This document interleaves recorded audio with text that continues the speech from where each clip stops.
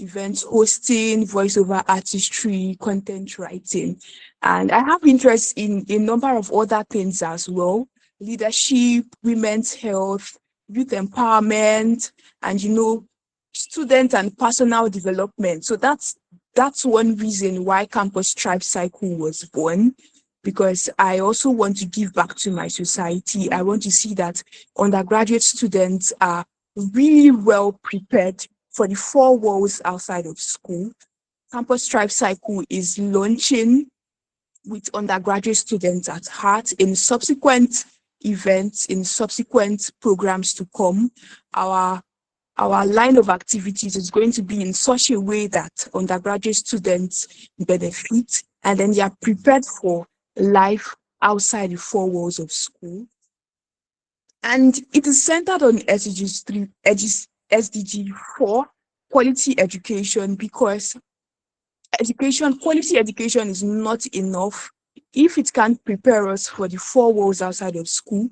If we don't know what CVs are, and yet we are expected to get jobs when we are done with school, we can't hold conversations, we don't have good communication skill, and yet we are expected to get jobs after school and put up with the work environment. Little things like that are things that are missing in our education system in Nigeria. So that is one thing Campus Tribe Cycle is going to be addressing. And then SDGs 3 too, the mental health well-being of young people.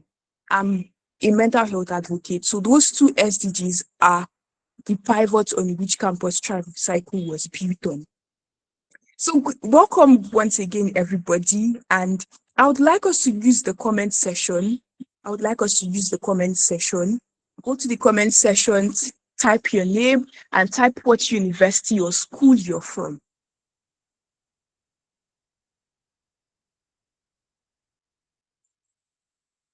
So today's launch is just basically going to help us with building a personal brand on LinkedIn. We are going to look at what exactly is personal branding.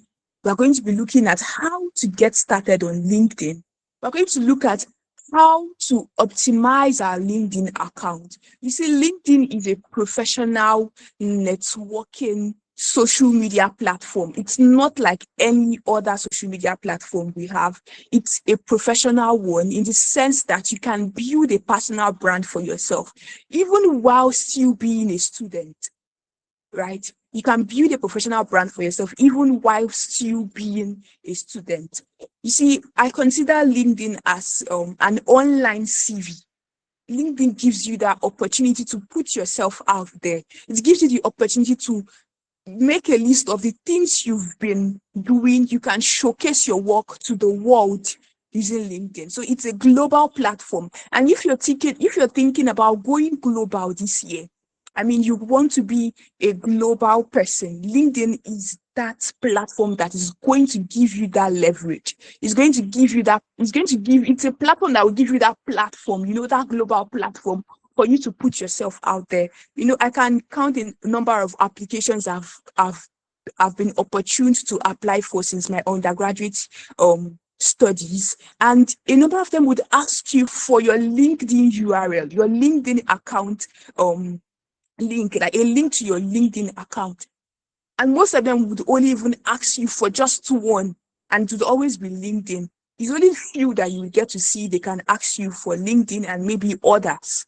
So LinkedIn is a place for you to build 2026. Everybody go to the chat box and type, LinkedIn is that place I'll be building my personal brand 2026. Go to the chat box and type that.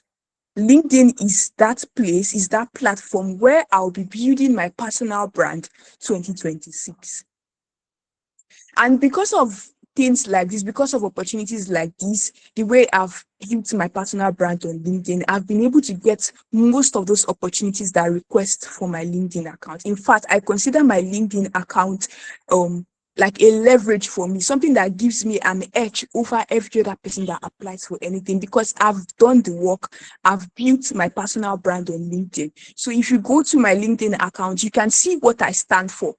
Mitchell stands for SDGs 3 and 4. You would see that that's there. You would see all of the work, all of the things I've done, my volunteering experience, and every single thing, everything about, even nursing school, at times I make posts about them as well.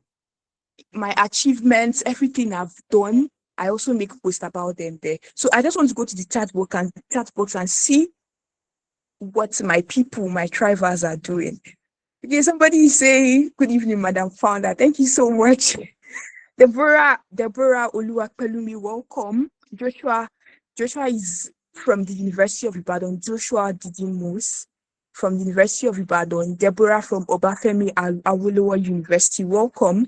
Then we also have Zainab Omolabake, Nursing Department from Fulafia. I'm not sure I know where that school is. We also have Adedokun Favor Oluwapomiye from City University.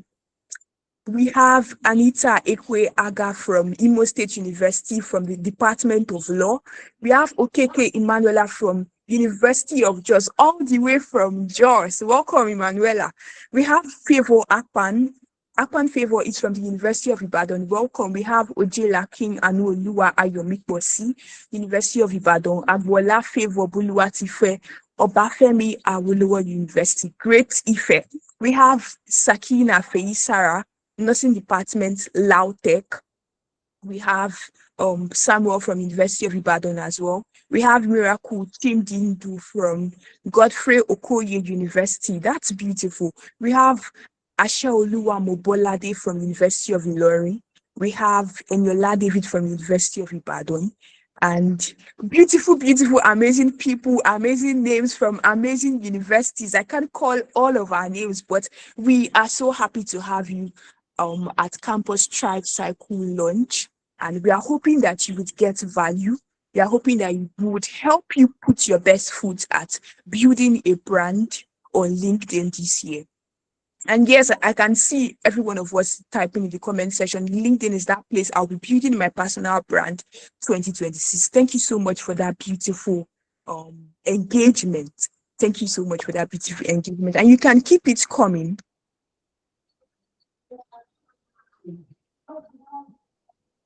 So right now we'll be getting started, and I'm very, very sure every one of us is excited because the very first thing we'll be looking at today is personal branding. We'll be looking at personal branding, and I would go ahead to read the citation of our speaker. Our speaker is no other person than Victory Nnamdi. I'll be reading out that citation right now. A moment. I used to pray that God doesn't give me Muslim parents for some reason. Can we mute ourselves? Can we mute ourselves? So I'll be reading the citation of leave it, don't worry. Victory Nnamdi. Is not. Please, can you mute yourself? So I'll be reading the citation of Victory Nnamdi. Please, I want us to welcome our speaker with a very, very good reception. You can use a reaction, you can use the comment section. So our speaker will be taking us on personal branding 101. On that personal branding 101, we're looking at understanding personal brand as a student. We'll be looking at translating skills, volunteering, and leadership into value. We'll be looking at how to find our why and our professional direction. And then she'll be giving us any other thing that she deems fit to do justice to this session. So I'll be reading our speaker's citation right now.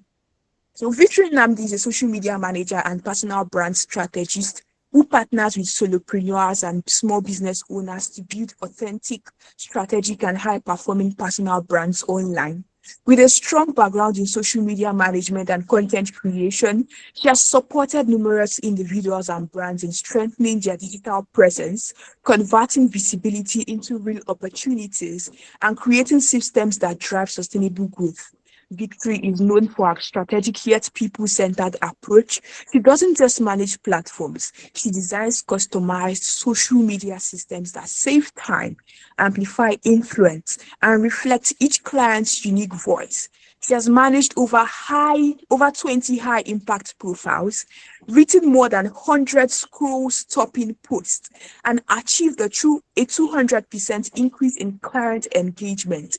Passionate about digital storytelling and personal branding, Victory is committed to empowering professionals to use social media as a tool for credibility, connection, and career growth. Thrivers in this room, on this call, please make welcome with me our very first speaker, Victory Nnamdi. Hi, Victory. Good evening. Are you with us on the call? Yes, I'm with you. Good evening, Favor. Thank you so much. I'm really so sorry for starting out a bit late. So Now over the to you big now. Yeah, thank you. Over to you now. I said you owe me for starting a bit late. Yes, Mr. Sawan. What a surprise. Oh, what do I pay you with, right? What do I pay you with? Don't worry, you pay me. I'll send you my okay. Okay. All right. No Good problem. evening, Thank you. everyone, and thank you so much, Favor, for the introduction. That was a lot. Even myself, I shocked. Was it what you were talking about? Wow, Yes, that's it was you. that's a lot. Thank you so much for having me. Good evening, everyone. Please let me know if you can hear me Sure, we audibly. Let can me know hear that. you All audibly. right. Fire on. Okay. Thank you very much, Rigor. Okay. So let's just go straight into it. So far so good. I think people have more started talking on what I was supposed to talk on because she was just spitting some facts and some rema and some wisdoms so far. She was talking about LinkedIn, personal branding, and all of that. And she has already basically opened the floor to what I'm supposed to speak on this evening. And I'm just going to go straight into it, pick up from where she stopped, and that's it. So, all right. I believe I'm speaking to a team of students, a body of students, a circle of students. And if you're a student in this country,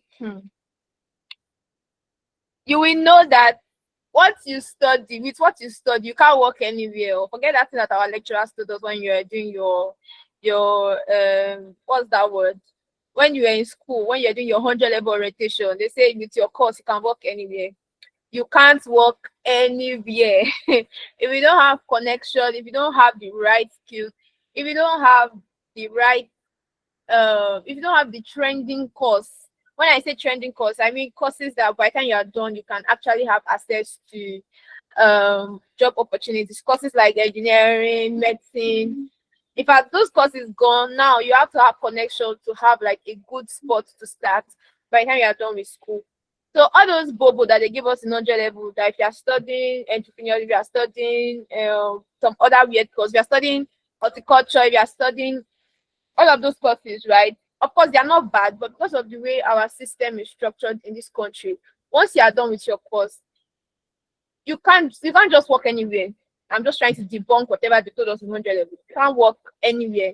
But with the right skills, with the right set of information, with the right set of connection, you can get the kind of jobs, you can get the kind of applications that you want, right? And that is why personal branding is very important.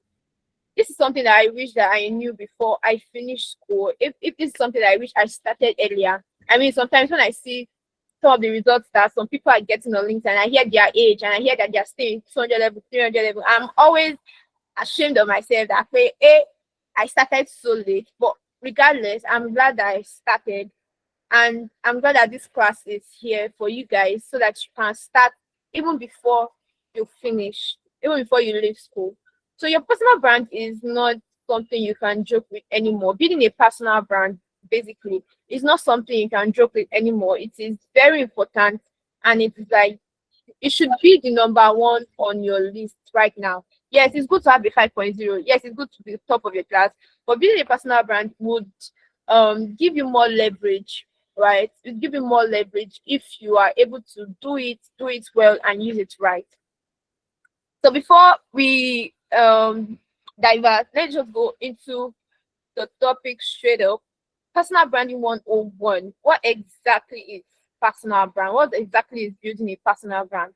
A personal brand is not all about wearing suits or having like a fancy DP on your LinkedIn or having like a fancy experience or having like I'm happy to announce every week on your LinkedIn. No, that's not what a personal brand is.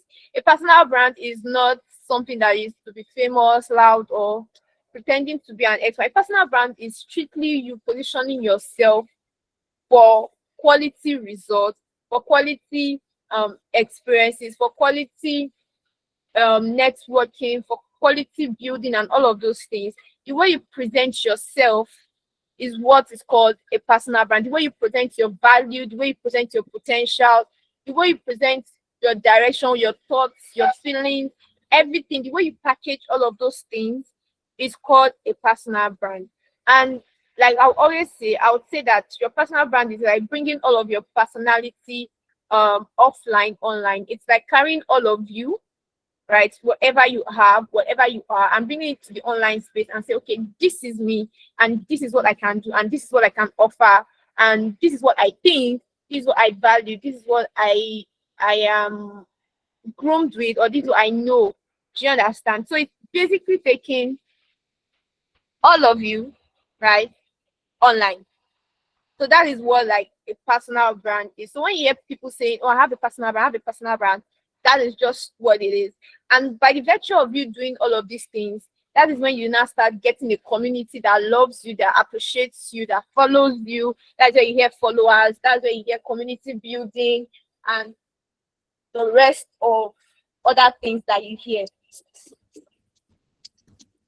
So it is from taking this line of or this step of action of taking yourself from just being a student offline or taking yourself from just being a person offline online, right? That you begin to build connection, that you begin to build networks, that you begin to build relationships, that you begin to have followers. That is just it, basically. Okay. So now, what does a personal brand really mean? What does it really mean? A personal brand is what people say about you when you're not in the room, number one. A personal brand is the skills, the attitude, and the consistency people associate with your name. I've already explained all of this, that personal brand is basically taking your personality offline, online, right?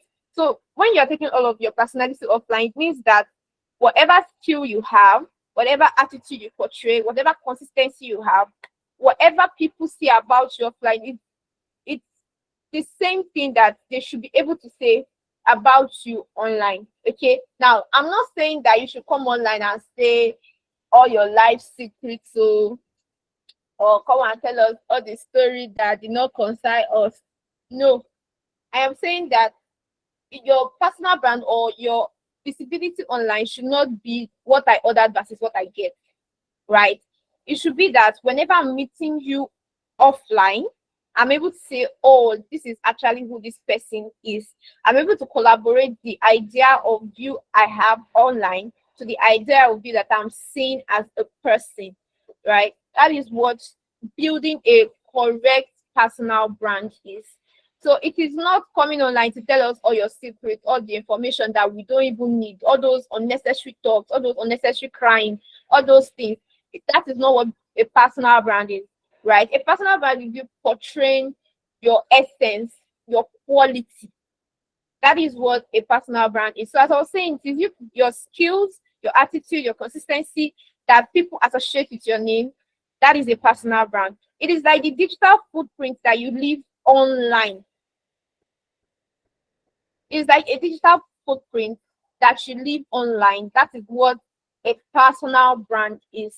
Okay, so all of these things have to be like put into consideration, and it should be tailored professionally, right? It should be tailored professionally. So when you're coming on LinkedIn, you are coming on LinkedIn as a professional, but also as a human. You're coming on LinkedIn as a professional, but also as a human. I like to describe LinkedIn as a restaurant where people gather to have fun, to do different things. In a restaurant, somebody can be eating rice, another person can be eating eba, another person can just take bottle of drinks, right? Another person can just be eating snacks. Another person is there to watch football, another person is there to look Other people are there to wash plates.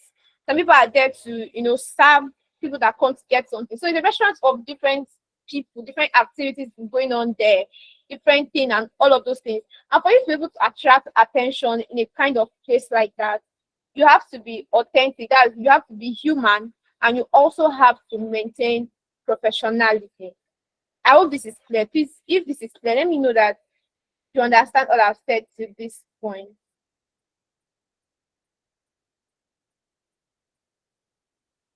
Okay, thank you very much. All right.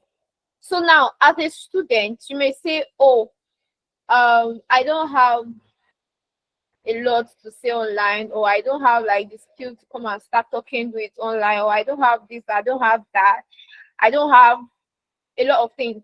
Now, what you can use to start building a personal brand, what you can do to start building your personal brand, like I said before, your personal brand is like a collaboration of your professionalism and your humanity coming together. Now, what you can use to start as a student is, number one, you can start talking about things that you're curious about, things that you're learning, things that you just want to know about, things that catches your fancy, right? You can start talking about that. You can also start like a consistency thing, right? You can just say, "Oh, I'm coming online to build my personal brand, but for now, this is what I'm doing, and I want to be consistent at it."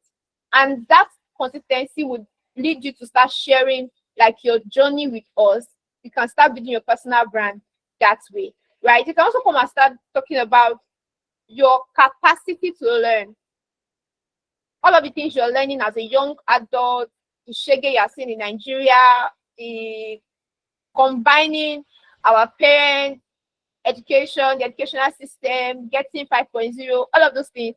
So combine all of those things together and start with that.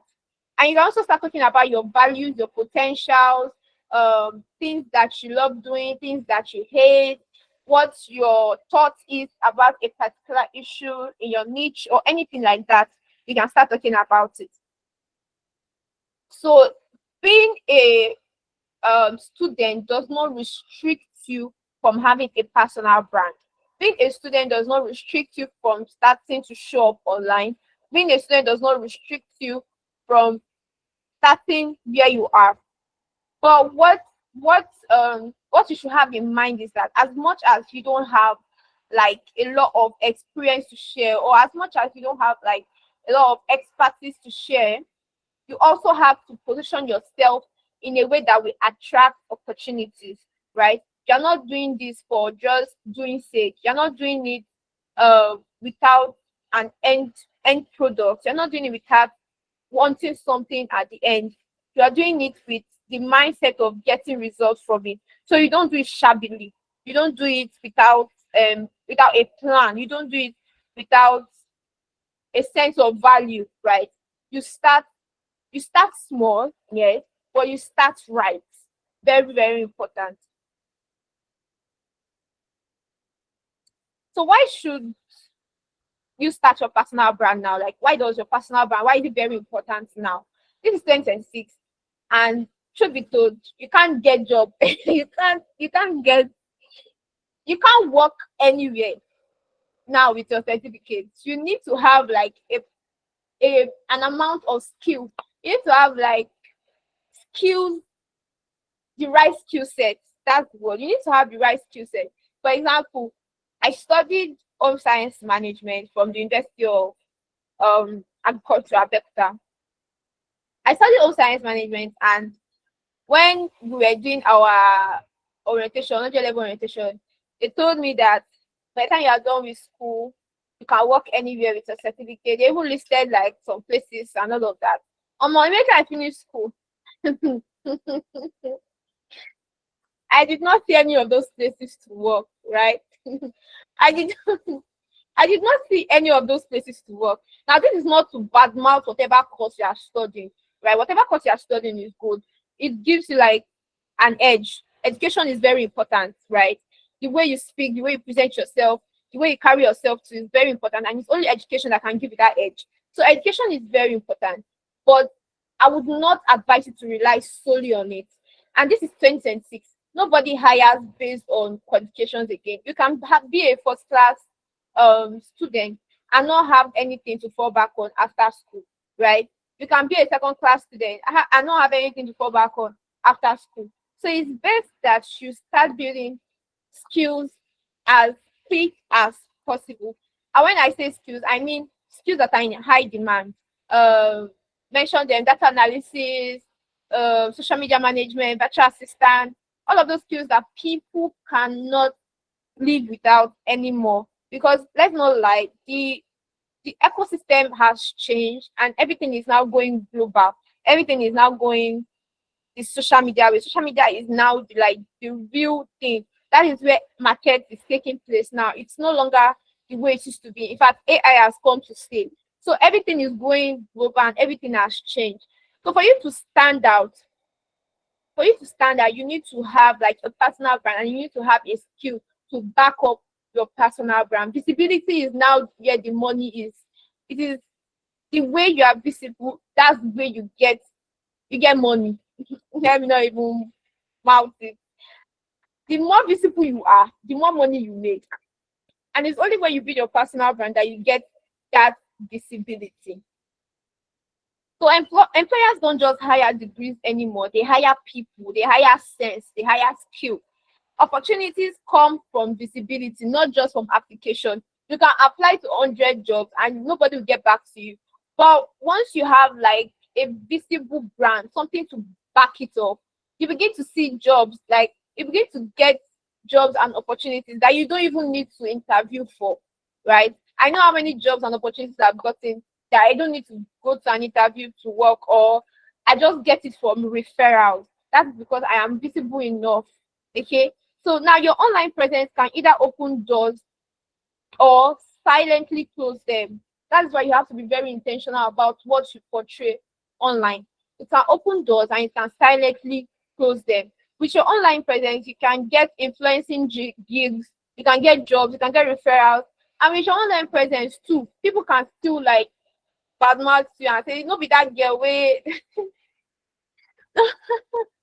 I don't know if anybody heard this gist of the banger boy and people that were badmouthing this guy. He has an online presence, but he was using it to badmouth other people, and he got what? He got arrested. So your online presence can either make or mar you. That's why you have to be intentional about what you say and what you do and how you portray yourself. If you are still with me, please let me know that you are still with me. Thank you very much. I can see somebody raising up their hands. Please, when I'm done, I will give you the opportunity to ask your questions. Thank you very much. All right, so now that you started building your online presence, you want to get experience, right? You want to start getting experience. You need people to give you like the opportunity to learn, to grow. How can you get that kind of opportunity? Number one, you can start volunteering. Volunteering is like one way you can enter into a particular field. For example, let's say you want to learn social media management. I'm using social media management as an example because that is like the field I'm in. Let's say you want to be a social media manager, or you want to do social media marketing, or you want to do content creation, virtual assistant, and all of that. It's okay not to have experience, right? But because you are intentional about what you want, right, you can start with volunteering. There are a lot of people that need social media managers, but they don't have like maybe the capacity to pay enough, right? You can volunteer, and volunteering will help you to learn on the job. Volunteering will help you to have the experience that you actually need for bigger jobs, right? Volunteering can help you to connect with people, have the right network around you. I remember that it was a volunteer opportunity that I took for LinkedIn Local Akure that gave me an ambassadorship deal for LinkedIn Local Nigeria. So because I volunteered for one, they said, oh, this person did this and she was good with this. Let us bring her on board as an ambassador. And that ambassador, she sweet me die. There was a lot of perks that I enjoyed, right? It suits me. And that was because I took that that step to volunteer. So volunteering opens a lot of doors, honestly speaking. Then you can take up student leadership roles, you can take up group projects, you can take up freelancing or side projects, you can take up community involvement. Those kind of things can give you reviews. And when you have like right review to go, people would not even, they will not even need to know if you have like a lot of experience. As long as they are open to teaching you and you have like a good review, you are good to go. And you can also take up like online learning plus application. You can also apply if you have a good CV, you can apply for jobs. So with your personal brand that you've built, by the time you're applying, it is like way easier. So let's say instead of it to have like 3 stages of interview, because you have like a very strong personal brand, you can just do maybe 2, or maybe have a gist or a talk with the person in charge, and voila, you're good to go, right? So those things are very, very important. The difference between people who get opportunity and those who don't know how to get opportunity is how they communicate their value. That is what I'm talking about. Your personal brand is how you communicate your value. Your personal brand is how you showcase yourself, how you carry yourself, how you tell people what you're capable of, how you blow your whistle. If you don't carry your matter for your head, nobody will sell it for you. If you don't carry your business on your head, nobody will sell it for you. You have to carry it on your head. The way you're able to portray all of these things is what a personal brand is. Okay, so I've said it before that if you don't actually know what to start with documenting what you are learning. Start with sharing your lessons, what you are learning per day as a young adult, as a growing adult. Start with sharing your story. Maybe you had something that happened, how you were able to navigate it, and all of those things. Start all of those things little by little. See, you can't grow outside of the job or outside of the journey. You learn, you grow on the job. You learn and you grow on the journey.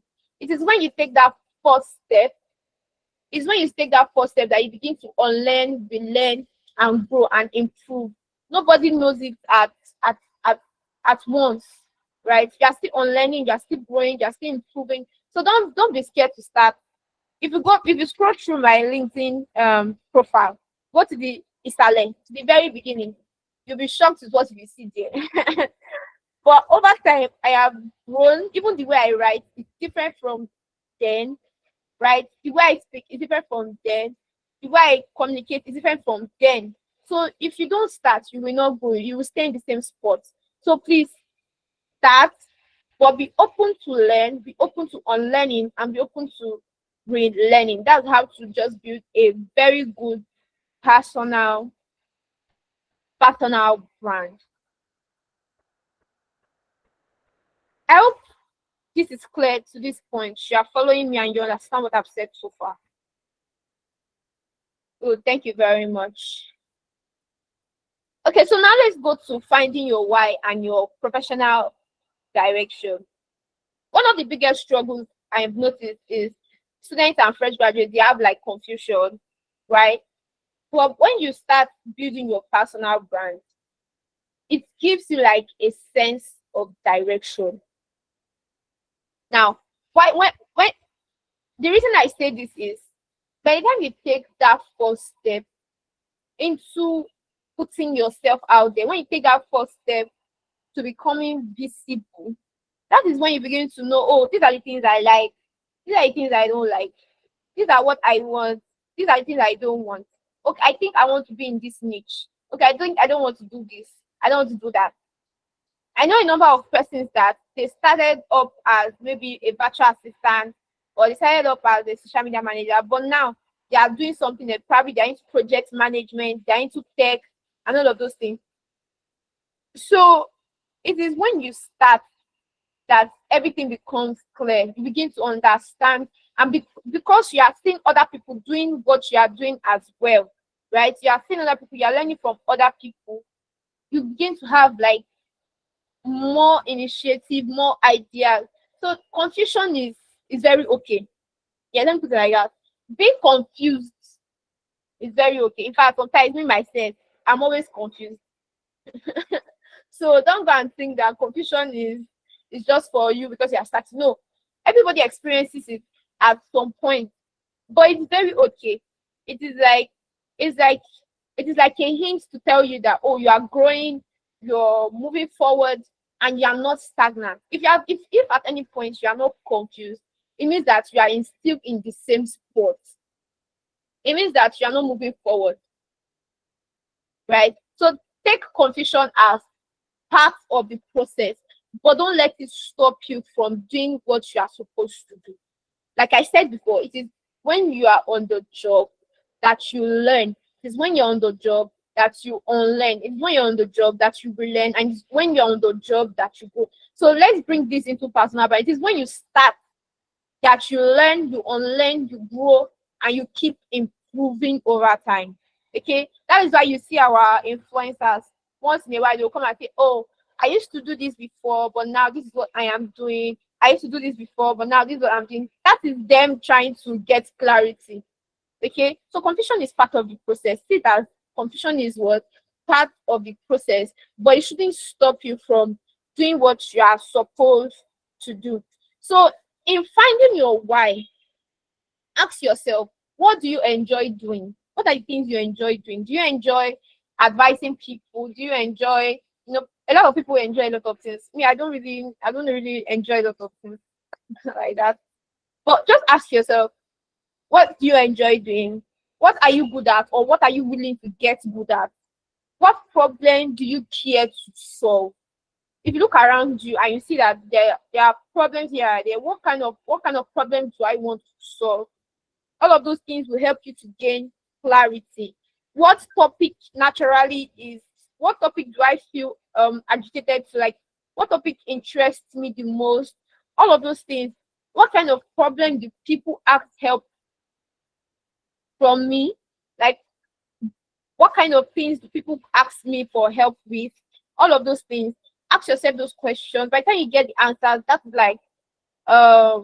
like you having clarity already, right? What activity do I enjoy? What activity makes me lose track of time? All of those things.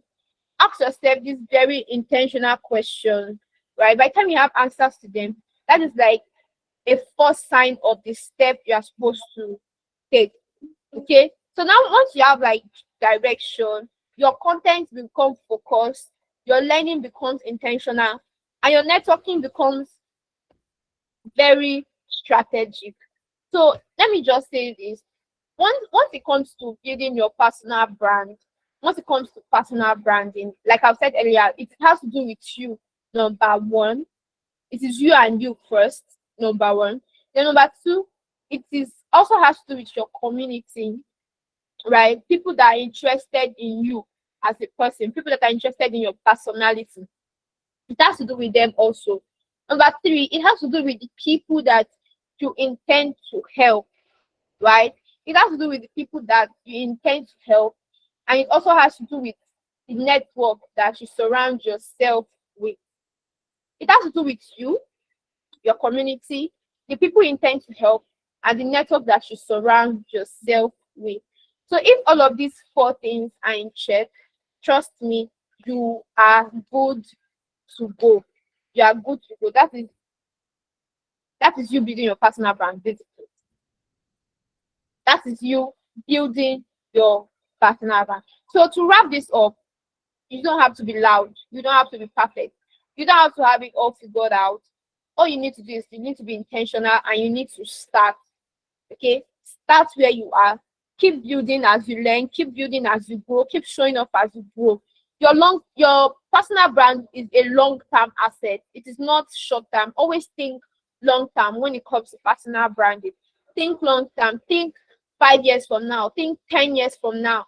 Think long-term. See, most of the influencers that you know today, they didn't just start today. If you hear their story, you know that they've started from way back. Archer Wright on LinkedIn celebrated his 5th year anniversary on LinkedIn last year. So he didn't just think 6 months from now. He didn't just think So think long term. So even if you're not getting the results now, right? Even though you're not getting the results now, always know that you can't stay in the same spot forever. Definitely one day you are going to grow and you're going to bloom. Okay.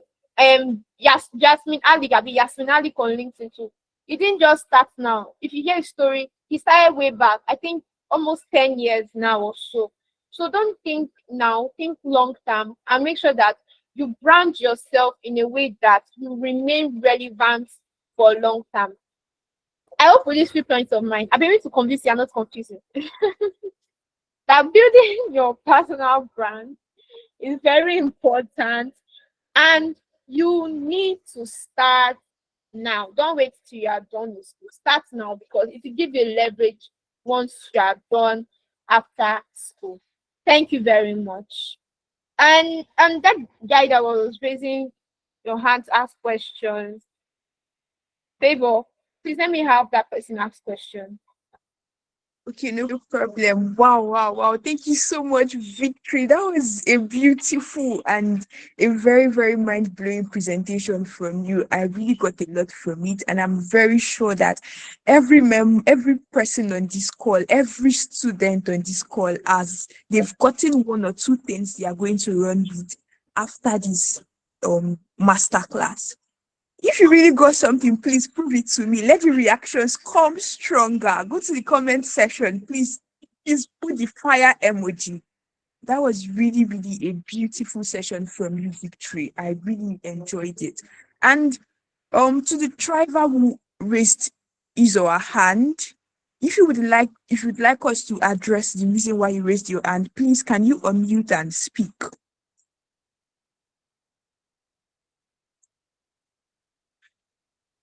If you are the person who raised the hand, please you can unmute and speak. And yes, please make sure to follow and connect with our speaker on LinkedIn. She's on LinkedIn, she's on Instagram, and I don't know if she's on X. Probably I'll just get social media handle details from her. So Victor, I'll be coming to your DM to get it, and I'll send it to the community so that everybody can connect with you, follow you, and engage with what you do on LinkedIn and on Instagram and on X if you're on X. So who wants to ask it? Who has a question for Victory? We are actually supposed to have the second speaker come on board now, but she's currently not going to be able to take up as a part now. She said she kind of like came back late from where she went to. She traveled and all. So we'll just use this time to take questions from everybody. And yes, there is the attendance link. Please make sure you fill the attendance link. It is very, very important. It is going to help us with sorting out the certification for this masterclass. Make sure you fill the attendance link. So the person who wanted to ask a question, are you still with us or do we just move on? So there were a number of things I got from Victory's presentation, and we've been dropping it on the group. So that even people who are not currently on the call can as well benefit. So the very first one I sent to the group was that a personal brand is what people say in the room when you're not there. It is how you communicate your brand, how you blow your own whistle. And she also said something about if you don't carry it on your head, if you don't carry your personal brand on your head, nobody will do it for you. 2026 is that year where you carry your personal brand on your head. Hawk that market. Your personal brand is a market. Hawk it, blow the trumpet everywhere. When you're talking to your classmates, you're talking to your classmates, blow that whistle. Blow that whistle, blow that whistle. It's not you being proud. I was speaking to one of my acquaintances and she said something about there is also this positive part of pride. Not everybody has this perception of pride is always negative, that kind of thing, but there's this positive kind of pride you have in yourself, the way you carry yourself when you walk into a room. You know that you're not just an ordinary student, you're not just an ordinary person. So blow your trumpet 2026, blow that trumpet, carry your personal brand, on your head. Another thing I want to talk about, what our operations lead said to the group, is that visibility and a strong online presence are critical factors in achieving success in today's digital-driven environment. Victory made this thing very, very clear. It's not enough to graduate with a first class. It is not enough to just do only school alone. You have to add something alongside school, something that would, augment and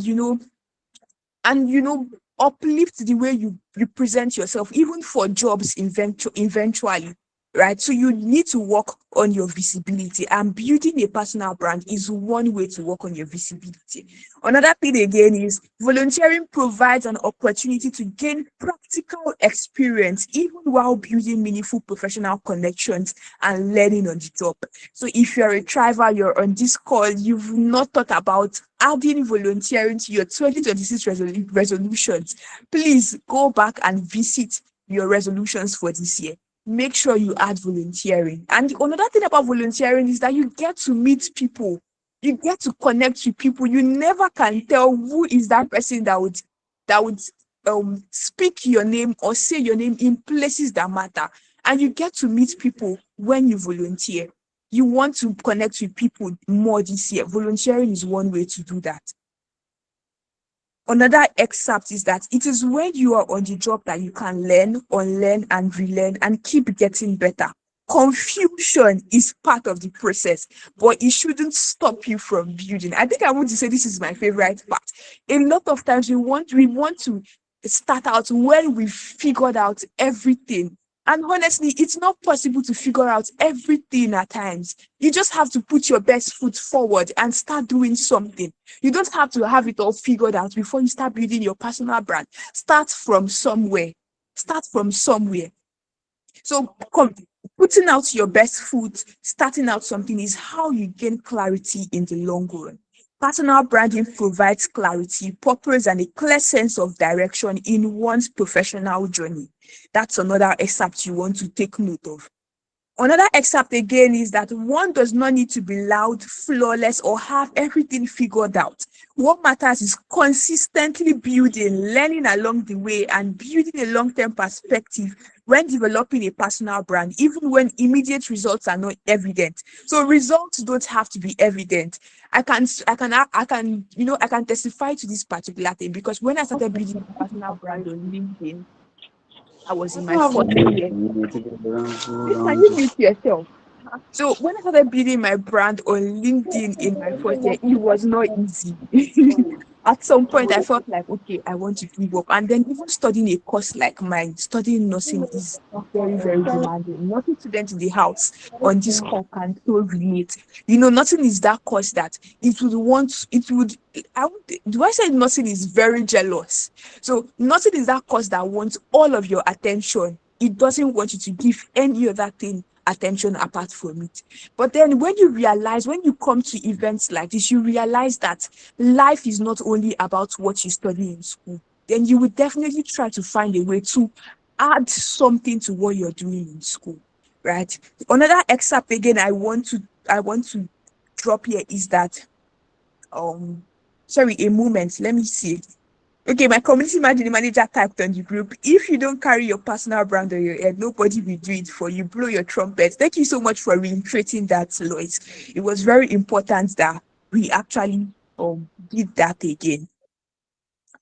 Another thing Victory said was that building your personal brand is a long-term asset. It is a long-term asset. Think long-term. When you're building your personal brand, think long-term. So you're not expecting to see results immediately. If you see results immediately, no problem. If you don't see results immediately, remember that building your personal brand is a long-term asset. Please, everybody go to the chat box and type this. Building my personal brand in 2026 is a long-term asset. Please go to the comment section and type that. Go to the comment section and type that.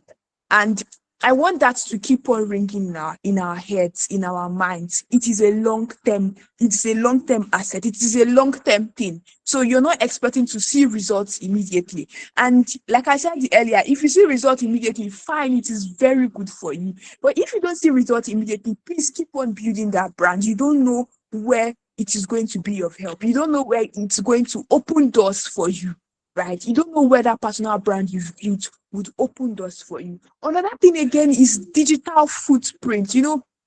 I really want to say so much about this. Apart from the fact that everybody is saying, every one of us, we've agreed that we need to build a personal brand on LinkedIn this year. You want to be very careful with what you do on social media, on the internet. You want to be very careful with what you put out on the internet. You don't want to put out something that will tarnish your personal brand or tarnish your image when you eventually show up offline. Many recruiters nowadays would always look up your name and what you've done online, even before they invite you for interviews. And you don't want to be the reason why you are not gotten back to, because you've posted something that did not portray you in good light. Right. So if you have to do a revamp on your social media handles after this meeting tonight, please make sure you do so, because your digital footprint is very, very important. It is very, very important. And I also want to say that building on LinkedIn is also a way to put your name out there. Have you ever tried browsing or searching your name on Google? I've done that a number of times, I think around ending of last year. And I think I was impressed with why. So, and just like Victory said, it is a long-term thing. I'm looking forward to even building more, even though that I know that I'm in my final year, right? I'm going into my final year. So it's an avenue for me to even push more, to even build more on LinkedIn and even build on social media. So I want to see if we have questions for Victory. Do we have questions? If you have questions, please raise your hand. Yes, I love the energy I'm seeing on the group, on the comments. Building my personal brand is a long-term asset. Building my personal brand in 2026 is a long-term asset. I'm really so happy to see all of this engagement. Thank you so much. So I can see that Shalom is raising her hand, and I can see that Sekina is also raising her hand. Nancy is also raising her hand. So can we have Shalom? Shalom, can you ask your question? Shalom, good evening. Can you ask your question? And please, can you make it snappy? Our next speaker should come on board around 7:30, so we have to be done before 7:30.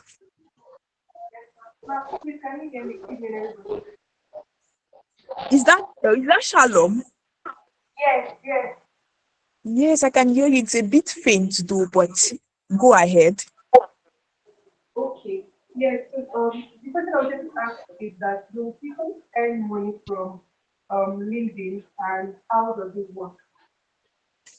Okay, so hi Victor, do you want to take all of their questions or you'd address them one by one? I'll address them one by one. So Shalom, do people earn money from LinkedIn? If yes, how does it work? Okay, if you mean by the platform paying you, no, the platform does not pay. LinkedIn platform does not pay. And do people earn money from LinkedIn? Yes. How? Number one, opportunities. We have people that get influencing gigs, right, from LinkedIn. You have people that would pay you to come and speak at events, right? You have people that would pay you to come and give them like a consultation or a teaching or a tutorial or anything like that. People would pay for time, right? People would pay for time just because you have built your brand to a certain level. And also, another way LinkedIn can pay you is by helping you with referrals that will give you jobs, right? Referrals, jobs, opportunities, jobs that you don't have to like struggle for. So that's like the way LinkedIn will pay. And LinkedIn will pay you based on how you project yourself, how you structure your systems, and all of those things, right? How you project yourself and how you structure your system. You can always have like a one-on-one call that is paid, okay? And there are different ways basically, but for the platform paying you, no, LinkedIn platform does not pay. But you can also always make money from other ways, other means. And you can also sell courses, you can host events, you can host classes and put like pricing to it. So there are other ways you can make money. I hope this Okay, answers your question, Shalom. yeah, thank you so much, Victory. Shalom, does he answer your question? Okay, I can see the thumbs up. So that answers the question. Nancy, over to you. Let's have your question. Okay, good evening, Miss Favor. Good evening, Miss Victory. First of all, I would love to say it was a wonderful session and I gained a lot. Thank you so much, Miss Victory, for that eye-opening session. So my Thank question you. is this.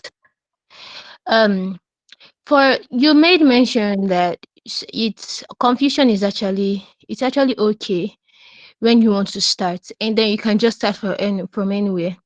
Then I wanted to ask for some of us that have a lot of, because in the session you said just look for what you love doing, what you find joy in doing, and for some of us that have um a lot of areas in our life where we'd love to, but we don't know where we want to specify. Is it okay if instead of bringing it out one or trying which works for us, if we can bring out everything at once? Like I would use myself as an example. I just gained admission. I'm a 100 level student of physiology department in learning, and I want to bring out that part because I realize that many of the students don't really know much about the course of physiology, and I also, but I want to I want to meet people in that field, and I also want to portray that part. And apart from that, I'm into photography, not really photography, just for the love of it. I would also love to portray that part. Apart from that, I'm also a writer, content writer, mostly a poet. I would also love to portray that part. So for someone starting, because I just opened a LinkedIn account just this morning. Yeah, for someone starting, is it okay to portray every aspect of it? I guess that's the question. Thank you. Okay. Yeah, thank you very much, Nancy. And I love your voice. It's really, really voicing. Okay, Thank you so so much. all right. So is it okay to portray everything? Yes, it's okay to portray everything. But what would now affect you is the way you portray.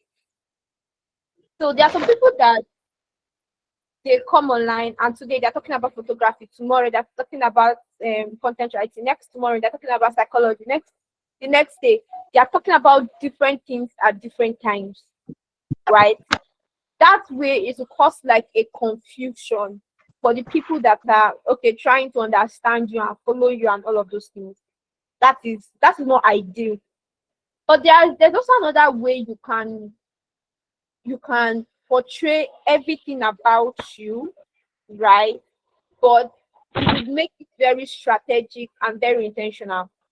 So you can do it from um from I really don't know how to put my words now, but there's a way you portray that is intentional. And if you can't figure out how to portray it intentionally, it is better you start with one.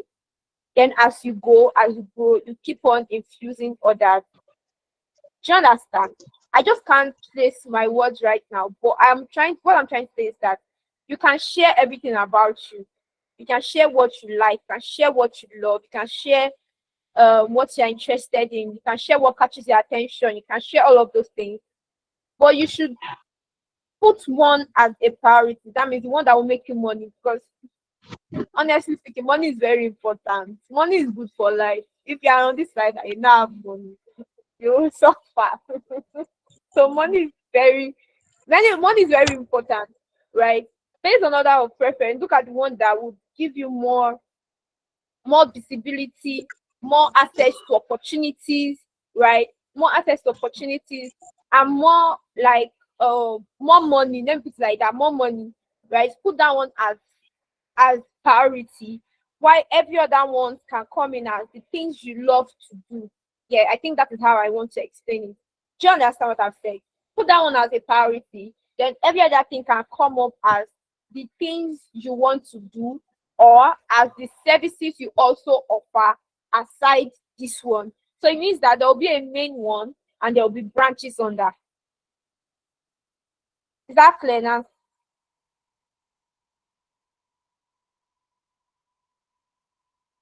Nancy, is that, Thank that you correct? so Did you get it? yes. Thank you so much, ma'am.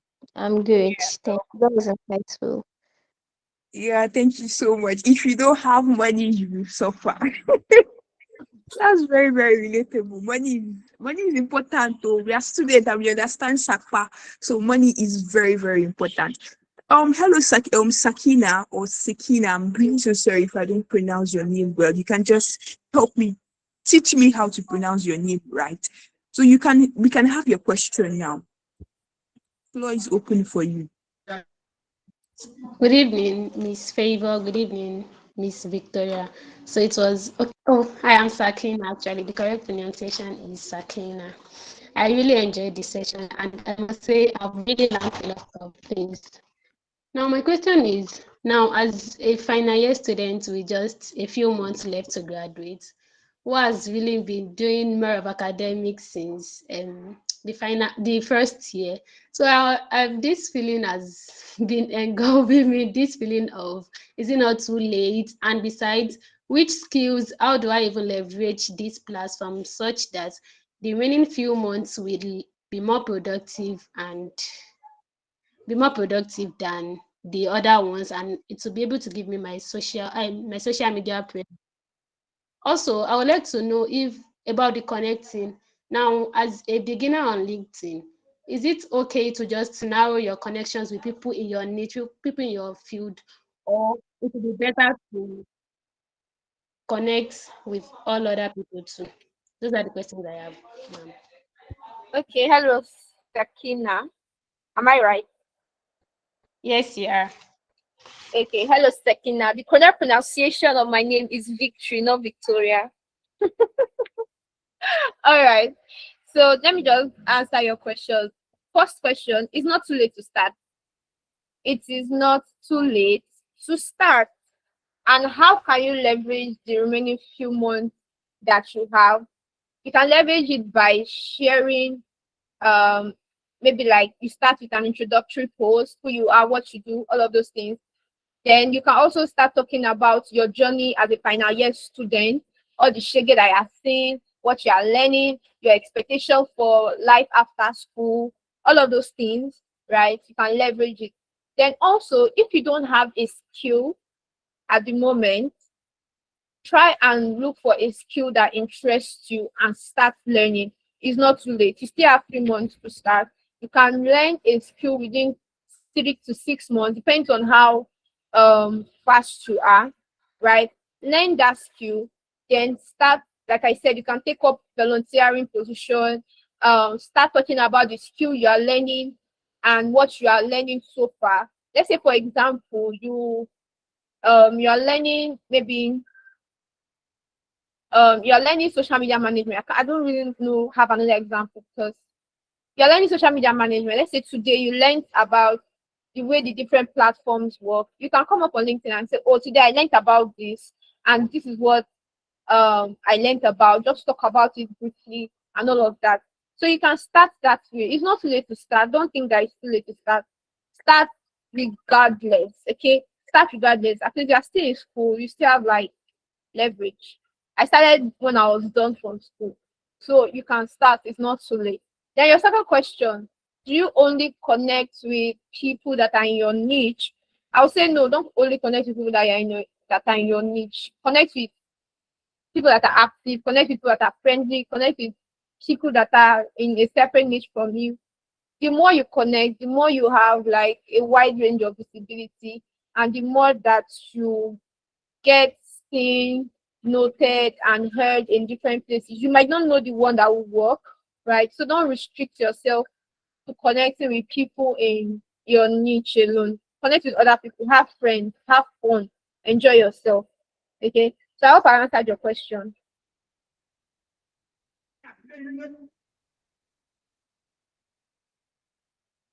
All right, thank you. Yeah, thank you so much, Victory, for that answer. It is not too late to start. You can start now. And thank God Victory was very, very vulnerable with us. She made us know that she started even when she was done with school.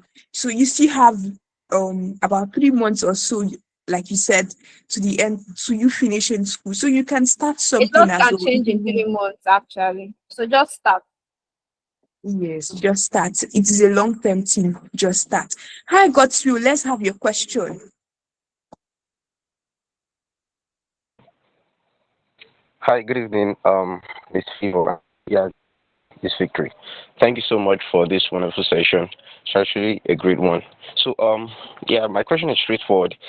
I'm currently building my LinkedIn account. I actually have a LinkedIn account here, and I'm currently building it as well, building my personal brand. But then I'm also looking out for scholarships as well, like as a current student, looking out for scholarships and looking out for possibly when it to be time for my internships, I can be able to reach out to companies and thereabout. And I'm also currently a graphic designer seeking out for.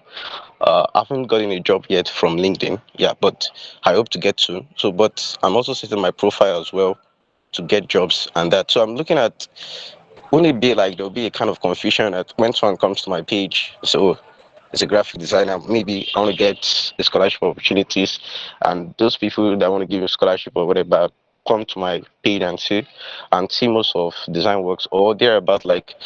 So, what's the best advice to? Is it okay to just leave without putting two things together right now, or I'm not just stick to one? I don't. I'm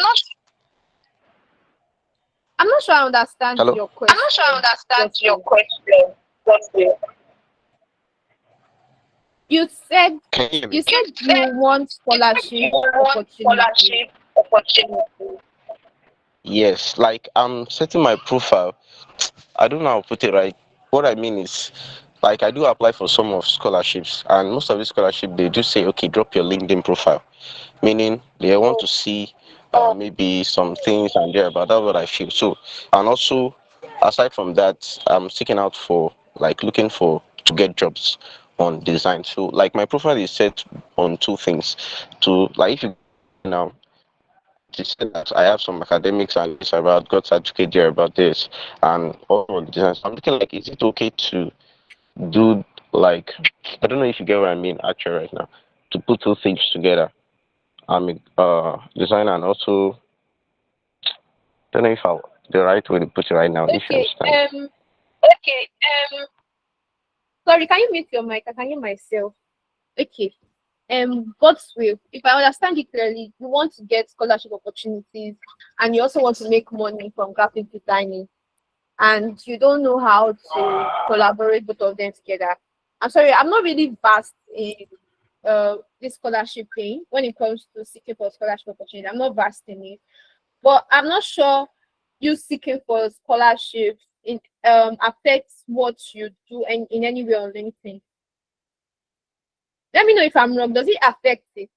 The fact that you are positioned as a graphic designer on LinkedIn, does it affect your scholarship in any way? It's not like it affects it in any way. Yeah, it doesn't affect. It doesn't affect. It doesn't affect.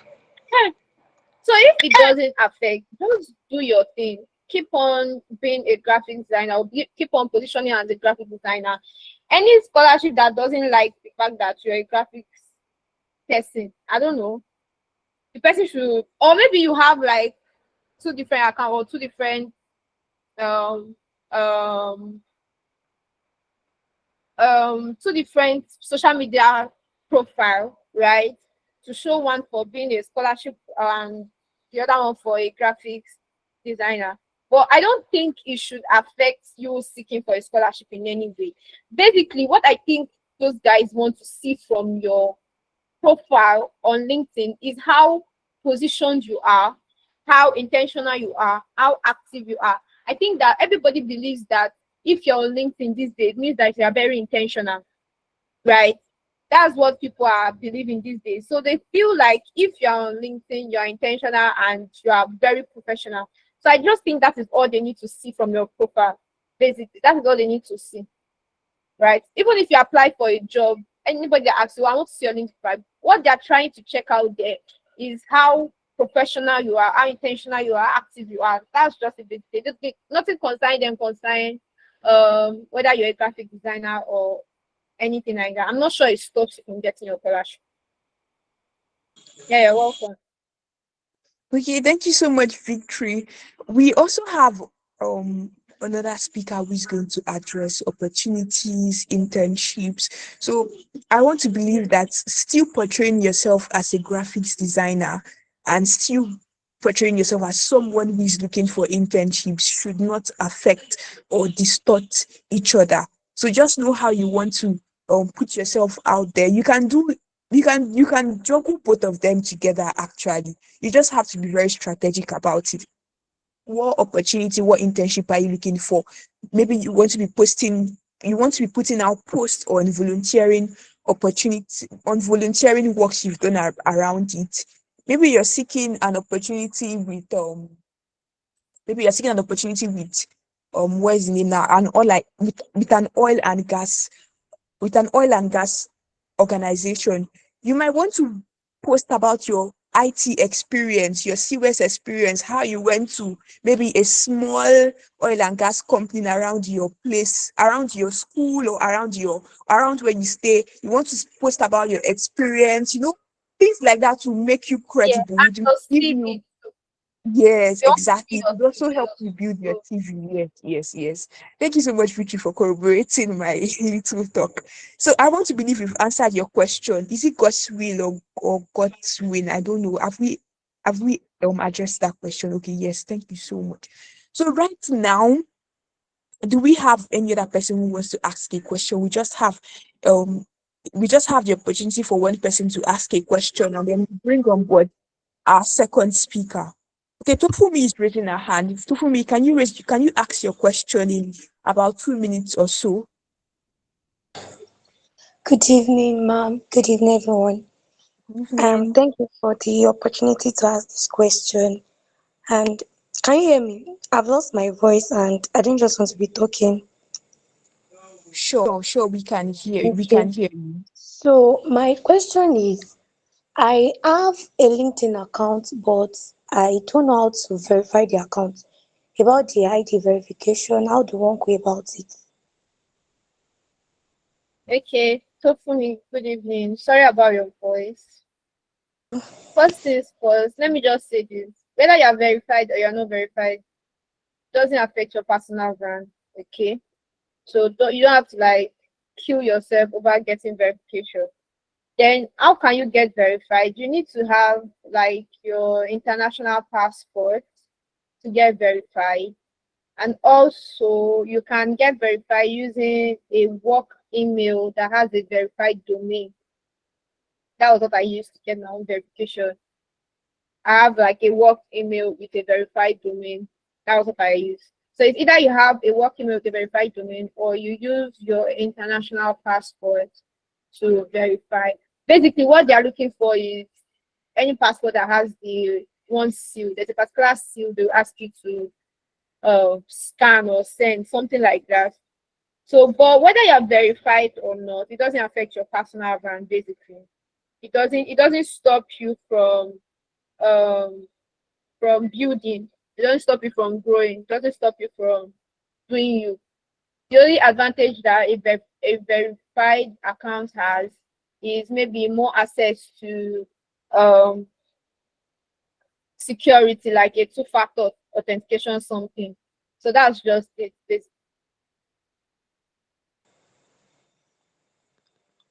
Okay, thank you, ma. Okay, Yeah. thank you so much. I hope that answered your question, Tofumi. Yes, yes. Okay, right now we should have our other speaker come speak to us, but I would message her to let her know that we are ready for her. So in the meantime, please can we go to the comment section and appreciate our very first speaker. She did justice to personal branding 101, and I want to believe that learned, we all have gleaned from our wealth of experience on personal branding. And very importantly, please go on LinkedIn, connect with her, go on Instagram, please connect with her, engage her posts so that you can get to know more about personal branding because she's a personal branding strategist. She's one out I could she's an influencer actually on LinkedIn. So she's one influencer you're going to learn a lot from her posts. she's one person you can get. She's one person you can regard as a resource person on LinkedIn. You need ideas on what am I even going to post today. You know, sometimes on LinkedIn it gets that over. It can be overwhelming. What do I even post today, and all of that. And you're seeing somebody's post, and boom, like that, you're getting inspiration on what your next post will be about. So follow her, connect with her on LinkedIn, and I'm very sure you're going to get value for that. And that's a way of us saying thank you to her for impacting us and for giving out so much to us. So I want to believe everybody is promising me. You're promising me that you're going to do that. If you're promising me, please react and let me know in the comment section. So I'm trying to buy time.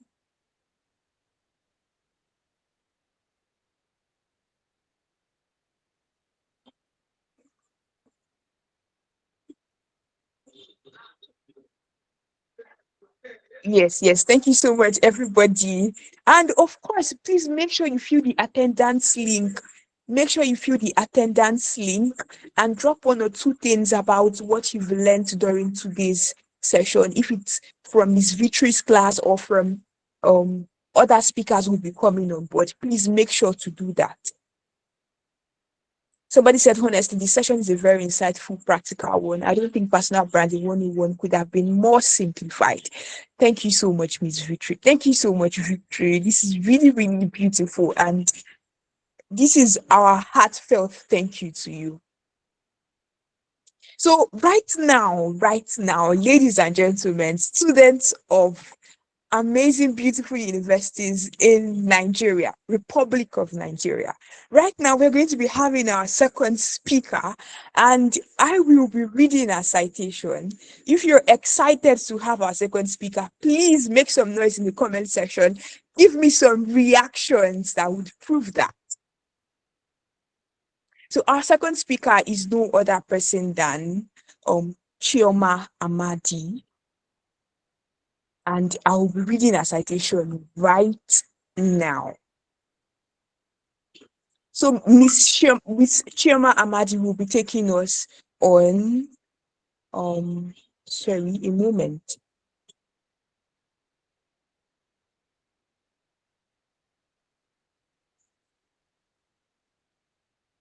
So she'll be taking us on LinkedIn optimization. How do I optimize my LinkedIn account? No, it's one thing to get started on LinkedIn. It's another thing to have a well-optimized account that can position you for opportunities, position you as that thought leader, position you as that student of your dream, right? Something like that.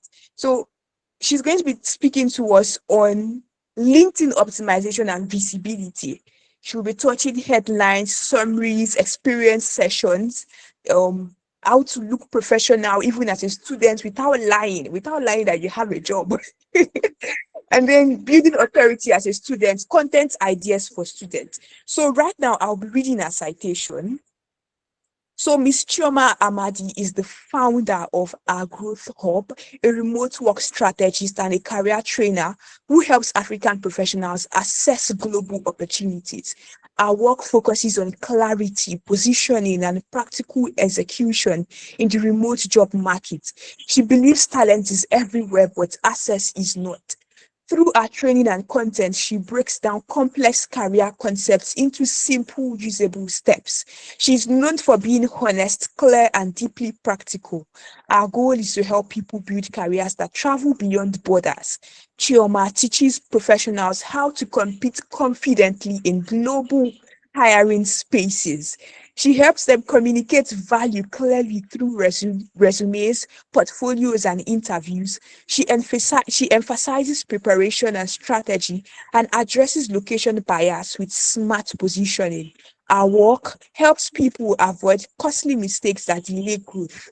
She cares deeply about fair play, ethical work, and long-term career stability. Chioma speaks often about boundaries, burnout, and building careers that leave room for life. She believes excellence should not come at the cost of peace. At her core, she's committed to helping people work globally without losing themselves. Ladies and gentlemen on this call, amazing student drivers, please make welcome with me our second speaker as she does justice to LinkedIn optimization and visibility. Good evening, ma'am. You can have the floor now. Hi everyone. Thank you so much, Favor. I really appreciate your introduction. You are so nice. You are so sweet. I've literally been smiling. Thank you so much, Favor. You're Hi welcome. everyone. So I told the members of my community that I'll be speaking by 7:30. Probably they waited till 7:30 to join because I cannot see many people from my community here. Hi, Comfort. I think Comfort is from my community. And I saw Caitlin. Caitlin, are you still here? I think I saw Caitlin earlier. And I can see a peculiar, but I don't know if this is peculiar Madufo from my community. But either way, yes, hi, Idara. So if you're here from my community, hi, my Shaylas. It's so good to have you all here. And hi, Victory. I think I joined earlier where you were speaking, but I couldn't stay. Hi, but from the reviews I got it, I think you really, really, really did justice to your topic. So thank you for warming up the room and setting the pace. All right, guys. So tonight I'm going to talk about LinkedIn profile optimization. But I don't know if you've ever joined a session where I spoke about LinkedIn profile optimization, but you will know that I never talk about LinkedIn profile optimization without talking about LinkedIn monetization. Because if you've optimized your profile and you're doing everything right, and you're not making money, your LinkedIn profile is not bringing you money, you're just occupying space. So I'm an evil woman, right? I always tilt towards the part that brings in money. So so basically tonight we are going to teach you how to position yourself on LinkedIn to actually earn from the app. So that said, I like my chat box buzzing. Like if I'm teaching right and I'm saying something that speaks to you, just type it out in the chat box. Keep the chat box lively. It kind of makes me want to say more. So I like where the class is interactive. Ask your questions, note down your points, and I think that's about it for the introduction. And again, before I like to teach, right, I like to just say a few things that helps us. I like to correct a few misconceptions. I like to, I call them mindset shifts. So people who are familiar with my classes, we already know that we always start with mindset shifts. So now the first thing you're going to note is that LinkedIn is not like every other social media platform where you just show up online and post things and share stuff. I mean, it's a part of what we do there, right? But it's not everything. So LinkedIn is like a marketplace of, earning potential. It's like a place where you market yourself, you market your skills, you build visibility. So I think the major difference between the people who earn from LinkedIn and the people who just occupy space there is that many people go there to scroll.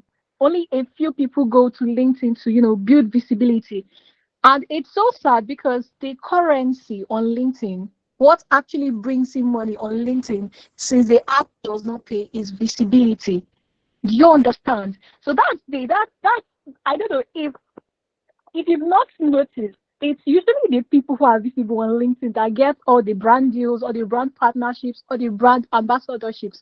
So I think you should already know within yourself that the currency that is being traded with on LinkedIn is visibility. So if you're not visible on LinkedIn, you can stay there for 50 years, 600 years. You will not see $1. So that being said, I also like to say that people don't earn more because they work harder. I promise you, there are so many visible persons on LinkedIn that you outwork.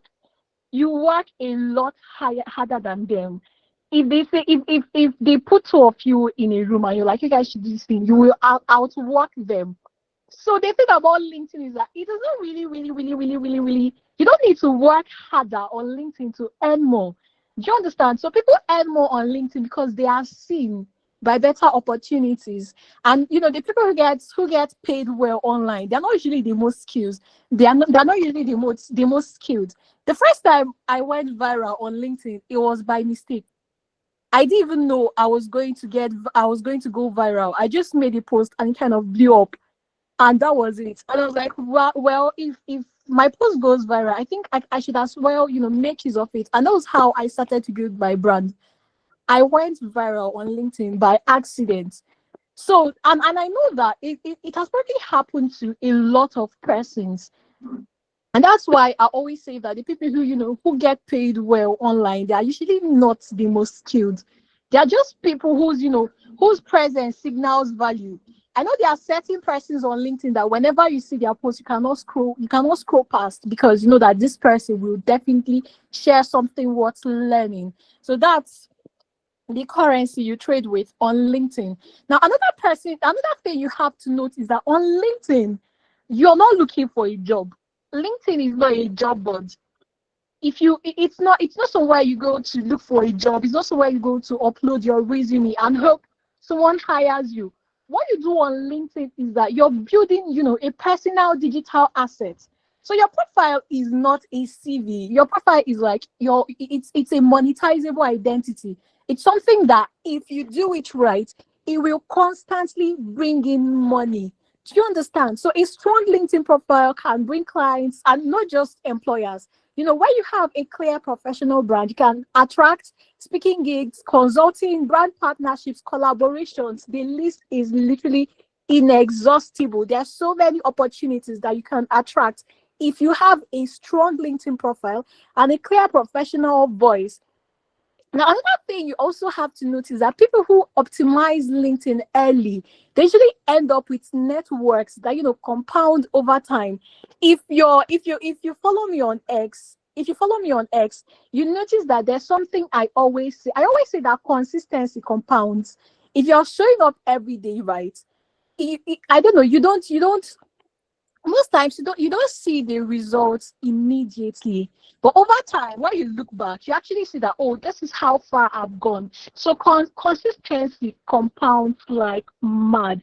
And another thing you should also note is that on LinkedIn, you don't have to be the loudest to build a superior brand.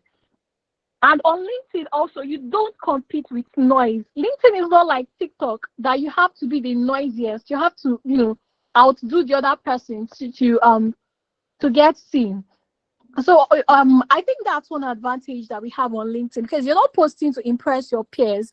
You're literally posting, to attract people who can change your financial story. So I think that's an advantage you need to take into account. So you also note that you don't need to look desperate for attention. You just need to be focused, show up daily with value, and people literally pay to hear you speak. So that said, I want to quickly go into the details of what profile optimization entails on LinkedIn. So I think I should probably break it into categories. Let me first talk about the visual profile. If you're familiar with me, right, you know that whenever I want to tell you what your LinkedIn profile should look like, the first thing I always say is that your profile should be elegant. Now, notice how I did not say beautiful. Notice how I did not say pretty. Notice how I did not say anything else. I said your LinkedIn profile should be elegant. Don't be too desperate to sell. Don't be too noisy. Don't do too much. Make sure that it's so classy and so elegant. Now, how do you do it? So the first point of call should be your profile picture. Remember that on LinkedIn, if you're on LinkedIn to make money, then you are the product. You are there to sell yourself. So you must present yourself in a way that people would be so drawn to you that they'll have no other option than to buy what you're selling. Do you understand? So a professional picture, immediately it elevates your price. It's like you want to make your hair right, and you have a whole lot of money in your account. So you go to all these aesthetically pleasing salons, right? So you can take mirror selfies, you can make videos, you can do a lot of stuff. And you know that when they tell you, oh, your hair is 40,000 naira, your hair is 50,000 naira, you just pay without pricing. But when you're broke, when you don't have a lot of money, you start looking for these roadside hairdressers, right, in their sponsor shops, because that's what branding does. I'm so sorry to say this. Don't shoot the messenger. But if your profile picture on LinkedIn is ugly, you're a roadside shop, and people will prize you as such.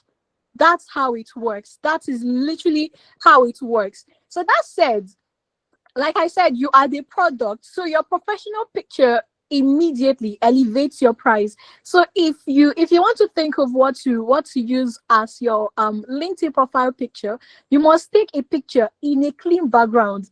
Personally, I suggest that you just go to a studio, tell them you want to take a professional headshot, invest in yourself. Is there every time you are saving money?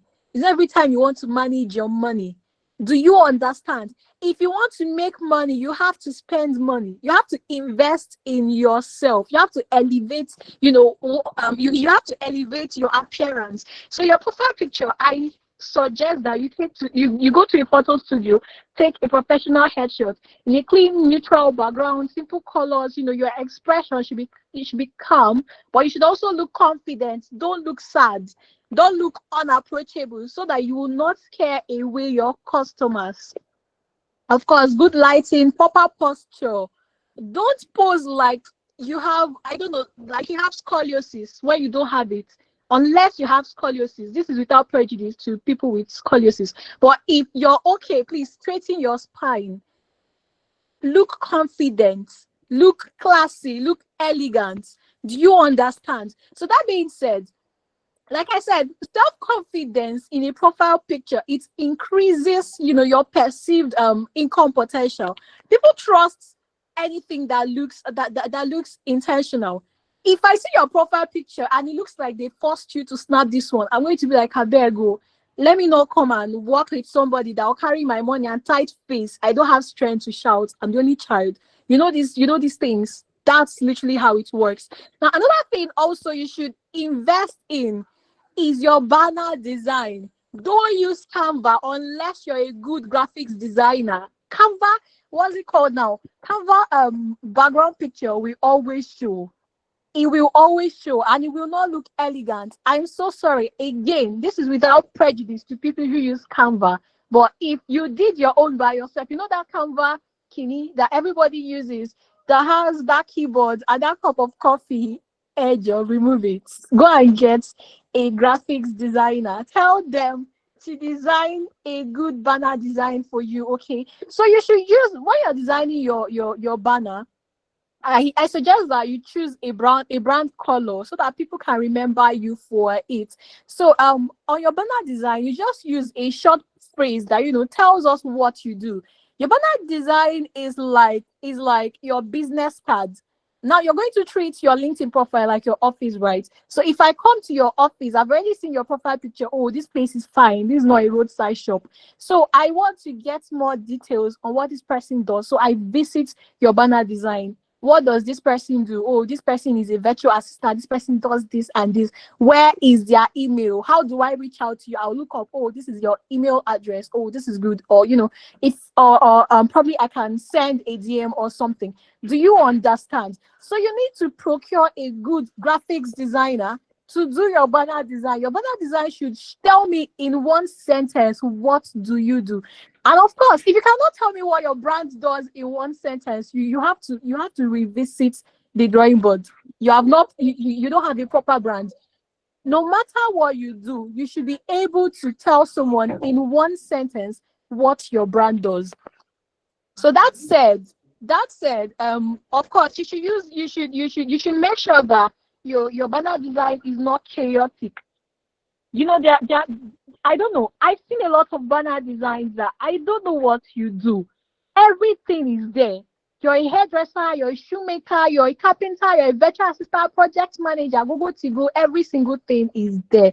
It should not be that way. Do you understand? When I think of social media manager, I should have someone in mind. When I think of writer, when I think of copywriter, I should have someone in mind. Do you understand? So you must have a clear brand identity, and that is what you must put on your banner design. Now, that being said, your headline. Okay, let me talk about the headline. Now, this is very important because your headline on LinkedIn, it follows you everywhere. if you drop a comment, when I see your name, I will also see your headline. The headline is the bio. I'll also see it under your post, right? So it follows you every single place you go on LinkedIn. Now, how do you write a good banner design? The first thing you must take note of is that there must be a keyword on your banner design. What are you? Are you a social media manager? Are you a virtual assistant? Before you start writing, I help brands do this and that, write the keywords. So first of all, you should write virtual assistant, and then you now write I help busy founders, or however they write it. Do you understand? Now, the reason behind this is that if you are optimizing your LinkedIn for opportunities, if I want to hire a virtual assistant, I will go to LinkedIn search bar, right? Search for virtual assistant. And it is only the profiles with virtual assistant there that LinkedIn will suggest for me. Do you understand? So before you start optimizing your LinkedIn profile to appeal to humans, you must first understand that LinkedIn uses an algorithm. So your profile must be search engine optimized. It must be such that it is searchable. So first of all, write the keyword virtual assistant before you start writing I help brands and founders, save whatever you guys help them to save. Do you understand? So that is very, very, very important. Now, like I said, always make sure that you use words that sound competent.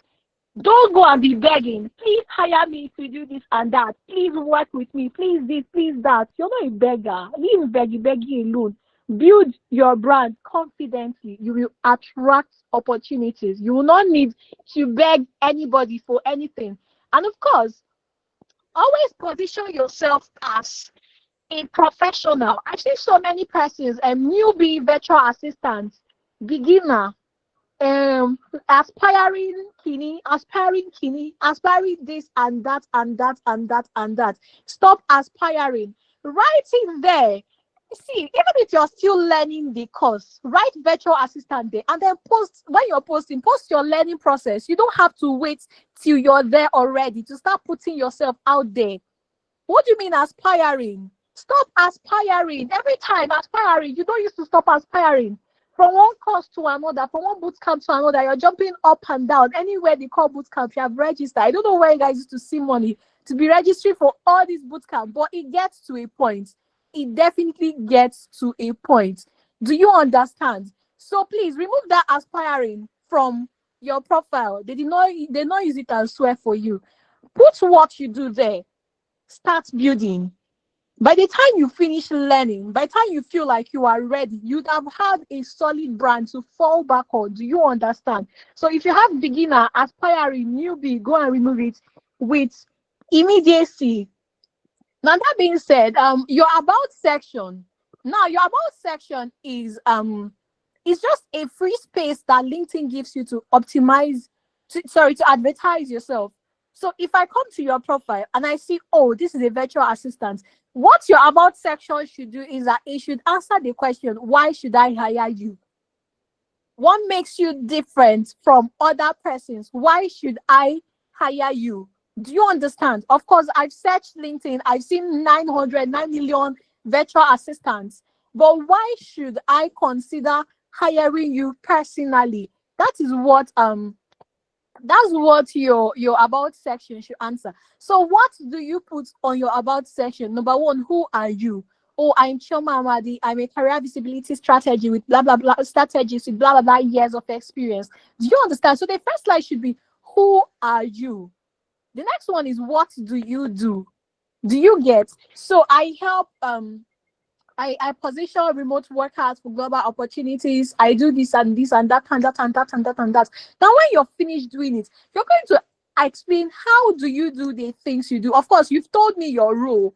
I'm a social media manager. I can help you to increase your brand visibility. That's okay. That's the role of a social media manager. But how will you do it? So you cannot say, oh, I organize ad campaigns. I do this. I do that. Do you understand? I've studied algorithms, so I know peak posting time.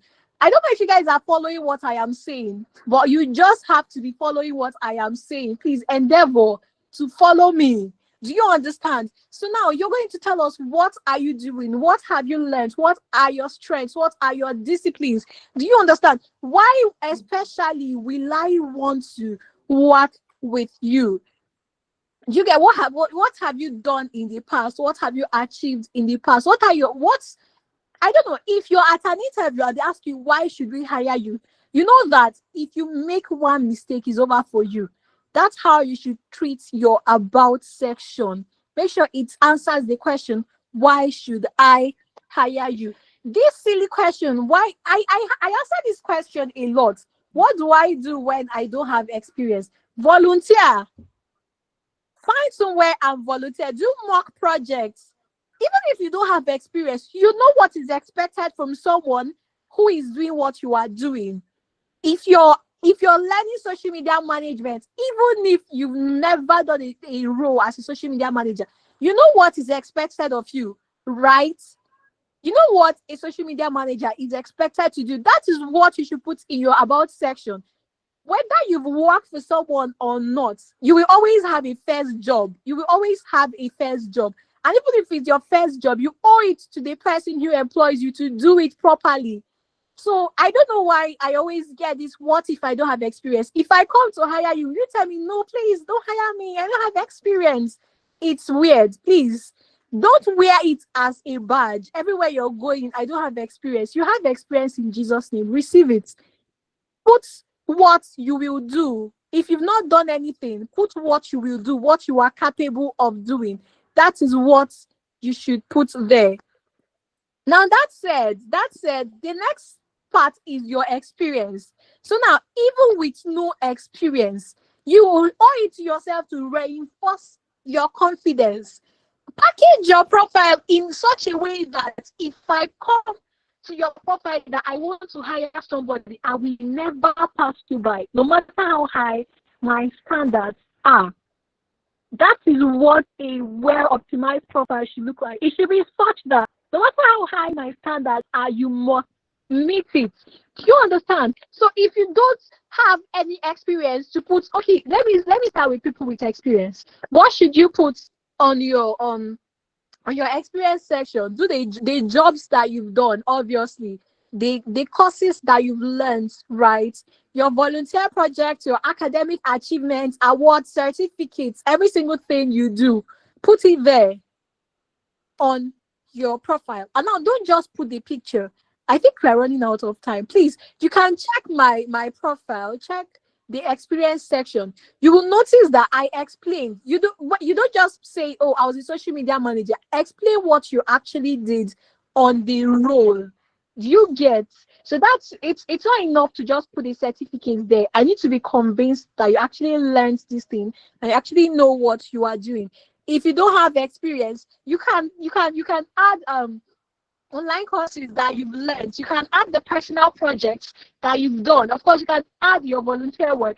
I know that pretty much every company out there, pretty much every organization, they need volunteers. So you could reach out, ask them that you want to volunteer.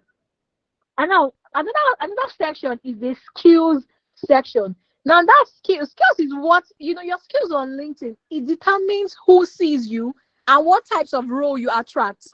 And this skills section is always the most scattered section on everybody's profile. When I come to your profile, you've said that you're a writer.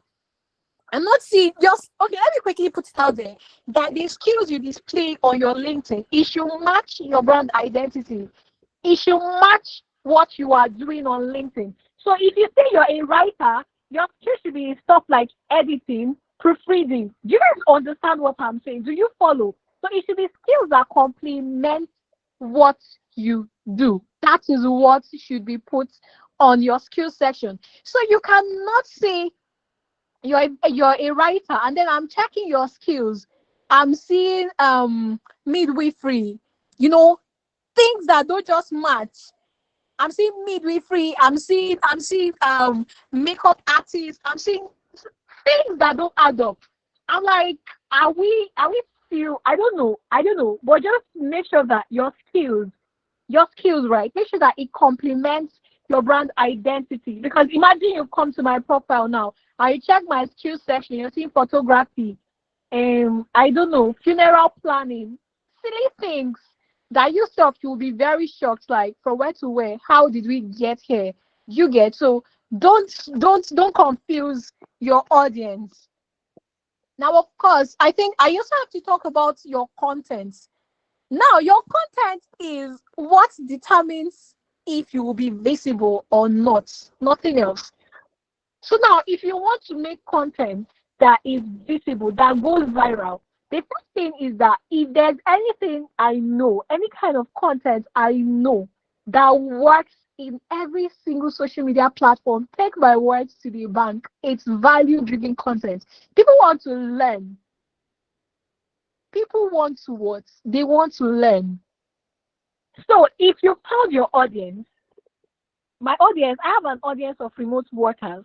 I know what they need. I know the things that I wish I had known when I was starting off that nobody told me. So I just know that that's the kind of content that my audience wants to consume. So you know that a remote worker wants to know how to write a good CV. They want to know how to write a good cover letter.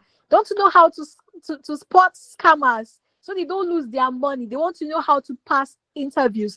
Do you get? So identify the needs of your audience, turn it to content. Post consistently. I cannot consistency is the fastest way to grow on any social media platform. Show up every single day. Every single day.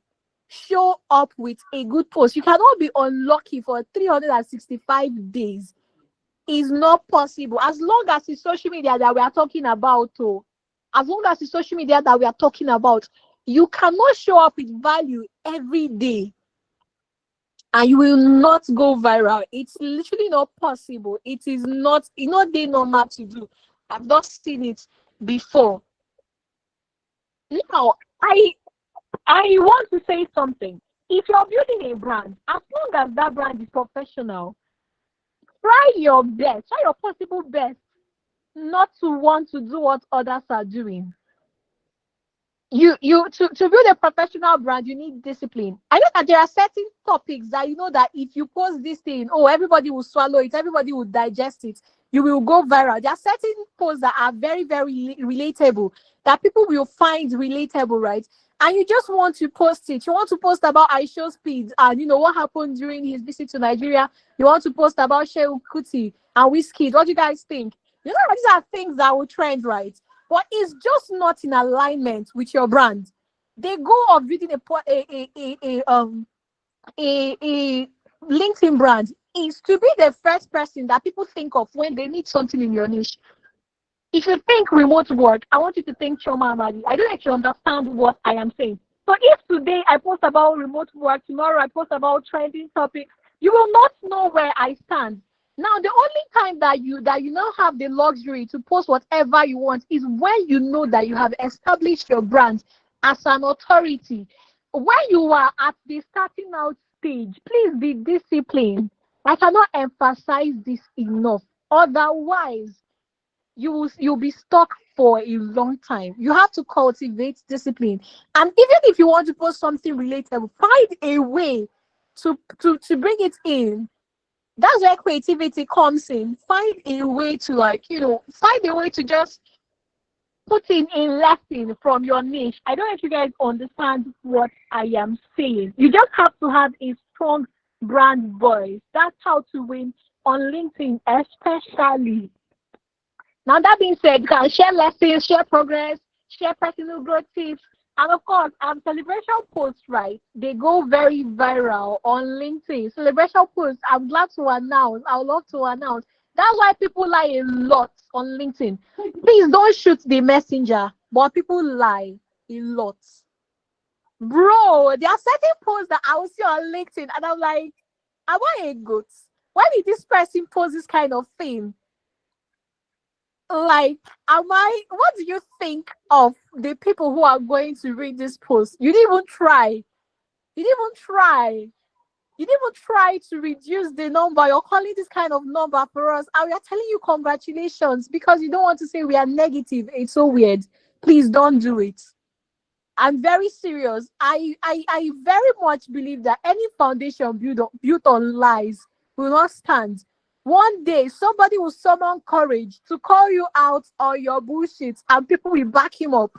You guys don't know how fast these things happen. So please resist the urge to lie, resist the urge to shalaye. It will come, but you will beat your chest and say never. Because one day your day of reckoning will come and your dragging will be generational. As long as you're showing up every day, as long as you're showing up every day, you will definitely have your big break. It's not negotiable. These are principles that will always work. Don't go and fake acceptance mail. Somebody will point out something you did not see, and they will televise your shame. Don't do it.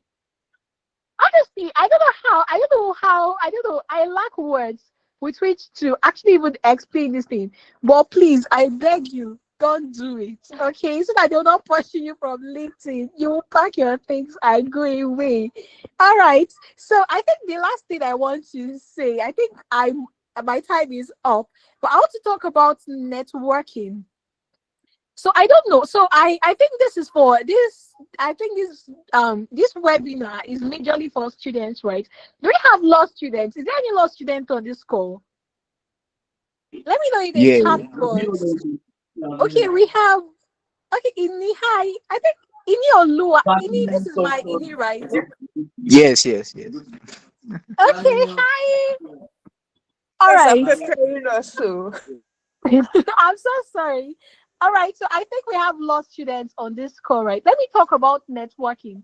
If you're a law student and you're on LinkedIn, you know what the Lord has done for you. Now, let me teach you something.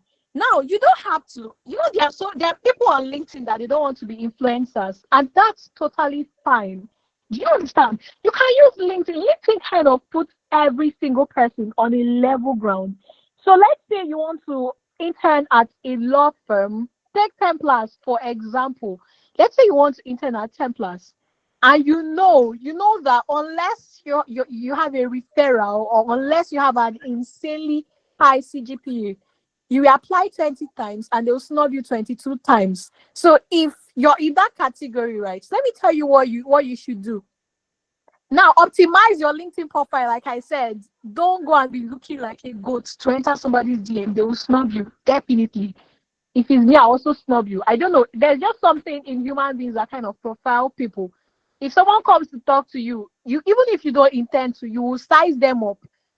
You get to know if you call them ma or not. I don't know why, but it just happens. And I'm not going to pretend like I don't do it.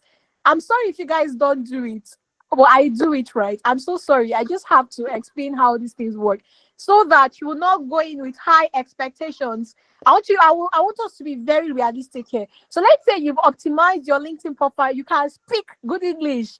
You can type respectfully. You're not going to be asking somebody, how is your mommy? How is your daddy? You don't know their mommy and daddy before. So you don't have to do all that. So as long as your LinkedIn profile is well optimized, go to the search bar. Now we are saying you want to apply for an internship at Templars, right? And you want to maximize your chances of going in. So this is January, right? There's still time. Those internships are usually around the summer. July, August, September. Now you could go to your LinkedIn search bar, search for Templars or any law firm that you want to intern at. I'm using Templars for example. So now that you search for Templars, they're going to bring out the company page, right? When they bring out the company page, go to the company page, click on people. So when you click on people, it's going to bring out a list of all their staff, every single person that works on Templars, but the past interns, the associates, the partners, even the HR manager. You're going, as long as they have a LinkedIn profile, you're going to see their LinkedIn profile. So what you're going to do is that you're going to connect with them, right? When they accept your connection invite, you can send them a code message. If you cannot write a code message, go online and search for templates. So basically what you're going to do is that good morning, sir, or good afternoon, sir, or whenever, whatever time it is that you're texting them. So you're going to introduce yourself. Oh, my name is Choma Amadi. I'm a law student in blah, blah, blah, blah, blah. Now, you're not going to tell them I need an internship. You're not going to tell them you need anything. Of course, the rule of networking is that you must reach out before you need something. Do you understand? So now that you can now say, oh, I've checked your profile, and you could just say, oh, I was researching top lawyers in the field of commercial law, whatever field that they are practicing. If it's sports law, tell them that, oh, I have an interest in Kini, in what you're doing in sports law, and I'm searching for potential mentors. If you can spare a brief moment of your time, I'd like to ask you a question. You can even tell them you're working on an article and you need contributions. People like when you look up to them. They like when you massage their ego. Do you get? Just make them feel like, oh, I need an academic mentor. I need your input on this article, or I would like to ask for blah blah blah, whatever it is. Just ask them. Now, it's very likely that they'll give you their WhatsApp contact or not, but that's not the point that we're at. So now, at that point, right, you've gained access. If they don't answer, you move to another person, sharp. There's no time to waste. It's not marriage you're doing. Do you understand? So now, let's say hypothetically that one person has responded and you've asked your questions, and then you're coming back from time to time. I don't know if you're following what I am saying. You're coming back from time to time. You're like, oh, this is the progress with this. Make sure you're actually doing something. Make sure you're actually doing something. Don't go and be lying for nothing.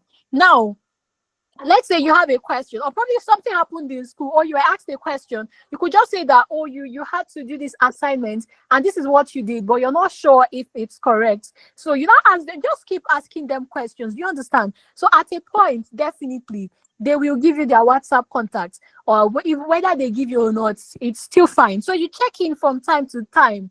I'm saying this is still January. So by the time you've done this thing to like June or July, when your school is closing, you can now, indirectly mention that, oh, you applied to so and so firm for an internship, or you just ask them, do they know the internship schedule for their firm?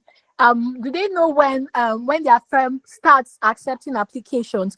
Also, can they give you any pointers for your application? Is there anybody you should CC your application to? Do you understand? So when you've asked them that question, they're going to give you some insights. And you know that if I work somewhere and you come to tell me, oh, I want to apply here, can you give me some tips? And I give you tips, I'll not want you to fail. So it will not be as if I don't have mouths in the company. I don't know how to explain this, but this is literally how it works. People like to prove themselves worthy, especially when they know that you already look up to them. Right, so the goal is that you will not don't be pushy, don't apply too much pressure.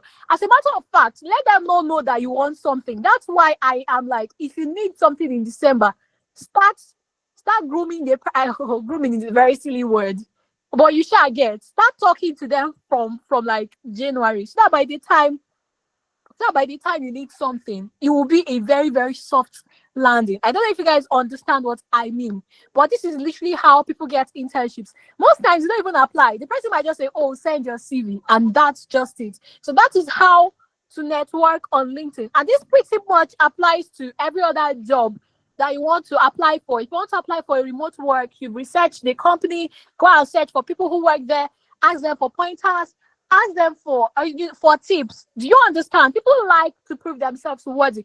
I know, even if you don't get an internship, that is how you build connections. Yes, that's how you build connections. Oh, I know so and so person from here. I know so and so. That is how you build connections. So LinkedIn is not just to be doing social Saturday and be cooking food in comment section. There's a lot more to LinkedIn. Do you understand? So even if you don't need something from them, another way to actually stay on the top of someone's mind is now you reach out to them. Oh, I want you to be my mentor. Now, the thing about mentorship is that it's not by mouth. If they are hosting any webinar, make sure you are there. Support them. You understand? Show up for them. Show up in their post. Congratulations, sir. Congratulations, ma. Oh, God bless you, sir. God bless you, ma. Happy birthday, ma. Happy birthday. Is there something I can help with? Is there something I could help with? Is there a project you're working on that I could help with the research? You give something to get something. You're not a blood-sucking demon that just want to be taking and taking and taking. You give something to get something. Do you get? So if they're hosting any program, show up for them. Carry their kidney on your head. If the person is an IP lawyer, of course, IP lawyers, they're always contesting for one thing or another. Their award is always voting something. share it to your profile, beg your people, please help me to vote for my mentor, help me to vote for this person. Do you understand? So when you show up for someone, it becomes a lot easier for them to, for them to show up for you. When someone already knows you by your first name, it helps you to cut through in lots of red tape. All these internships that people are getting, very few people go through the normal application process. So you can be in year 4 and you've applied for something since year 1, and you know that your application is good, and you're wondering, is nepotism? People have go through the back door to collect the internship. So sorry, I'm so sorry, but that's literally how it works. Okay, so now that you know better, I hope you can do better. So I'll just quickly summarize. So all I've said in essence is that LinkedIn is the first place that you can look like the woman you're becoming. LinkedIn is the first place you can look like the man you're becoming. Oh, I want to be a corporate body. I want to be a rich CEO. I want to be, an Odogu. I want to be a Kini. I want to be a that. LinkedIn is the first place you actually look like the person you're becoming. So make the most of it. You understand? Make the most of it. What is worth doing is worth doing well. Don't be the person that don't start and fail. There's something I said I was going to do. I said I was going to start cooking my food at home and be eating it. That was one of my New Year resolutions. And I told my friend, and he was like, let's see how it goes. So today I was like, oh, what did you have for breakfast? Cocoa Pops. What do you have for lunch? I bought food. And he said, I knew it. So don't be the person that people are saying, I knew it. You've posted, you finished this boot camp and your body is hot every day. I'm going to be posting every day on LinkedIn. People are on one side saying, we know you will not do it. And at the end of the day, you don't go and give your enemies bragging rights and you're like, oh, we knew it. So please don't be the person that you just start when you have motivation and then you stop and your enemies are like, oh, I knew it. I knew this one will fail. Honestly, don't be that person, right? It's not a good place to be. It's not a good place to be in. So I want you to leave this class knowing that every single person that LinkedIn has worked for, they don't have two heads. As a matter of fact, you might even be smarter than them. They don't have two heads. I've touched my head is one and it's small. Do you understand? So any single person that LinkedIn has worked for, they don't have two heads. So you can be seen, you can be chosen, you can be paid, you can rise. Oh God, I'm starting to sound like a motivational speaker and I don't like it. But yes, if LinkedIn works for others, it can definitely work for you. So thank you all so much for having me. Honestly, thank you so much, Favor. I just realized how much I love speaking at webinars. Okay, so thank you, Oh my Campus Tribe. God. Cool. Thank you so much, All Chioba. right. Oh my God. I don't even know how to express my gratitude. Thank you so much for saying yes to us. And thank you so much for doing justice to your presentation. Like I was telling my operation leads in his DM that your words are fire to my bones. That was how good you sounded. That was how good your presentation was. Thank you so much, Chioma. I really do appreciate this. And to everyone on this call, how was it? How is it like? Please use the comment section and help me to show gratitude to our speaker. This is a lot. This is a lot of value, honestly. This is a lot of value we are all getting for free. This is a lot of value.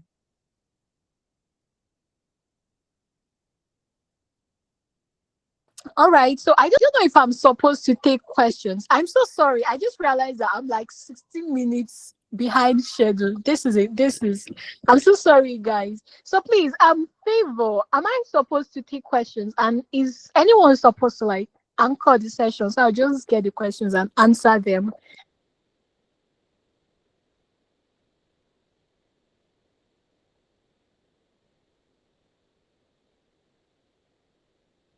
Hello, ma. You can take one or two questions, ma. All right. Thank you so much. So I see two hands already up, Franklin and God's will. So Franklin, please, if you can hear hear me, kindly unmute your mic and ask your questions. Thank you. All right, good evening. I want to wait opportunity so I can hear you very clearly. Firstly, I must actually thank you very much for the seminar. It was really, really very, very insightful. So my question is, I'm actually a law student, but then I'm currently learning copywriting. So I want to combine these two things in building a brand. But then here's the confusion of how to actually balance these two things of building a law career, a professional career on LinkedIn, and then also, trying to also build visibility as a copywriter as well. I want to hear your opinion about how to combine these two and actually build a brand out of All it. right. Thank you so much, Franklin. I don't know how many people here follow me on X, but I think 2 days ago I wrote an article about this, how you can, successfully niche down, because people have said niche down, niche down, niche down, till to the point that it has become bad advice, because everyone thinks it means box yourself into one thing. Don't do other things. Now, what you can do is you're a law student, right? And you're a copywriter, but you will not be a law student forever. So now there's this rule. It's okay. I'm going to talk about two things. So the first one is the 70-30 rule of niching down. Now the 70-30 rule is that you're going to pick one thing you want to be like inside those two things. Now you're a copywriter and you're a law student. What do you want to be known for? What do you want? Like, who are your target audience? What do you want? Like, if you're asked to choose one from the two, which one would you pick primarily? The law career, because that's the major, but then the other one is more like a side hustle, but then the major aim is the law career. All right. Now, what you're going to do is that you're going to optimize your profile to tilt more towards law. Okay? So people are going to see your profile and they're like, okay, so this one is a law student. This one is a law student that does copywriting. I don't know if you understand. So now, if you want to distribute your content, probably 70% of your content should tilt more towards law content, and the other 30% should talk more about copywriting. Another thing is that you can actually merge the two of them, right? I don't know if you guys know you could be a copywriter for law brands. Do you understand? So it also even helps you to have, yes, it helps you to have a clearer target audience. You can be a copywriter for law brands. You could be a copywriter for law magazines. There's a lot of law magazines. There's Lawverse, South Zonal Convention magazines, National Convention magazines. You get, so you could be a copywriter for law brands. So if you tailor your profile that way, it helps you to actually streamline your audience. So that's another thing. Now there's something also known as the spine rule. Now, the spine means, that when you pick a textbook or an exercise book, that middle part where the stapler is, that's the spine of the book, right? So your spine is, the spine of your brand should be that one thing. Please, can you mute your mic, Franklin?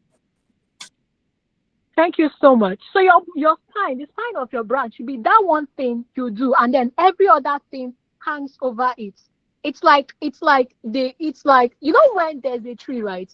The body of the tree and then the branches. So that body should be what you do. So I'm a law student, right? So the branches now, other things are going to be, I'm also a copywriter. I'm also a this and that and that. So you can actually build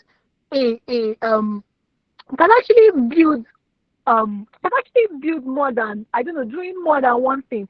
But there must always be one that holds all the other ones apart. So I'm a copywriter for law brands. I'm a writer for law brands. I do this for law brands. Do you get? I'm going to be a lawyer, and I'll be the lawyer that does copywriting. I'm going to be the lawyer that does this and that and that. So you have to find this spine.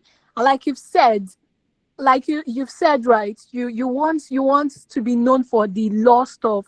So yes, you can partner with law firms. It just helps you. I think it's better because it streamlines your target audience and it just gives you a clearer view. So you don't have to drop one thing to do the other. This is something I always say. Niche down does not mean you should niche yourself into irrelevance. It does not mean you should niche yourself into smallness. Find one thing that you want to be predominantly known for. Let others support it. You understand? They not forbid you to have more than one income stream, but you just have to have a unique identity. So yes, you could be a legal copywriter. Does this make sense to you, Franklin? Yes, yes, it does. It does very well. All right. Thank you so much. Thank you. Thank you So, very much. all right. God's will, your hand is up. Do you have a question? Please, can you unmute your mic and ask? Hi, yeah. Good evening, ma'am. Thanks so much for this powerful session. Okay, yeah, my question is, for example, when it comes to the posting aspect that you talked of, like, okay, I want to be consistent every day. If I make a repost of maybe I repost someone's this thing on LinkedIn, does it also count as posting? Maybe instead of me posting for today, I just reposted someone's post. Did it also count as posting? That's just how I want to ask. No, it does not count. It literally does not count. When you repost someone's post, what you're doing is that you are helping them push their post for more visibility. They are the ones benefiting. They are the ones you are giving to. So you have to make your own post. That's how reposting works. Unless you're reposting with your thoughts, unless on X is like, unless you're quoting the post, like you're reposting and then you're adding your own text on top of the post. Otherwise, you're just helping them to distribute their content. That's literally what reposting is. And another thing I want to talk about is that on LinkedIn, if you want to grow your LinkedIn account, every single day, send at least 15 connection requests. At the end of the week, ensure that you've reached your connection limit. Make sure you reach your connection limit every day. That way you can literally grow without posting. But of course, visibility matters more than numbers. But I'm just saying for the number aspect of it, as long as consistently you send up to 15 connection requests daily, and at the end of the week, you reach your connection limit. It renews every Monday. So you don't use to finish. You can only finish for a week, but it renews every Monday. And of course, if you want to grow also, don't follow anybody. Send connection requests. Don't follow. Send connection requests. Those are two very different things. For example, if you follow me on LinkedIn, I gain a follower. And that's where it ends. You will see my posts on your feed, right? I will not see your own post on my feed. Like I said, I've already gained one follower. You will not gain anything. You cannot send me DMs. Do you understand? But when you send me a connection request, number one, you followed me, you've invited me to connect. If I accept your connection request, I have followed you back and we are now connected. So now you have access to my DMs. I have access to yours. Your post will show up on my feed. Mine will show up on yours. So connection is a two-way street. Following is just you giving. You don't get anything back when you follow. Another thing also is that if you want to find active people to follow on LinkedIn, go to the comment sections of big creators. When someone makes a post, there are so many persons that they get a lot of early engagement on their post. They get a lot of early comments. So those people that are commenting, that's how you know active users, because they're the ones who comment, right? So when you see someone's profile and you see first, second, or third beside their names, if you see first beside somebody's name, I want to be sure you guys know what I'm talking about. Have you ever seen first, second, or third beside somebody's name? Please type in the chat box so I can proceed quickly. Have you searched someone on LinkedIn and you saw first, or you saw second, or third beside their names? All right, thank you. So when you see first beside somebody's name, what it means is that you guys are already connected. So you don't have to send them a connection request. You guys are already connected. That's what first means. First means that your first degree connections. So when you see second beside their names, it means that you are not directly connected, but you guys have a mutual connection. There's someone that both of you are connected to, but you guys are not connected to each other. For example, let's say Favor and I, we are not connected to each other, but we are both connected to Temidayo. So if I see Favor's profile, I'm going to see second besides its name, because we are second degree connections. We have a mutual connection, but we are not connected to each other. So whenever you see second beside somebody's name, you can send them a connection request. And when you see third, that means we are third degree connections. It means we are not connected. We don't have any mutual connection, like we are practically strangers to each other. So you can also connect with your third degree connections. So I think that's about all I have to say for tonight. And I don't see any hands up except Franklin's hand. And I believe I've answered Franklin's questions already. So I think this is where we draw the curtains for tonight.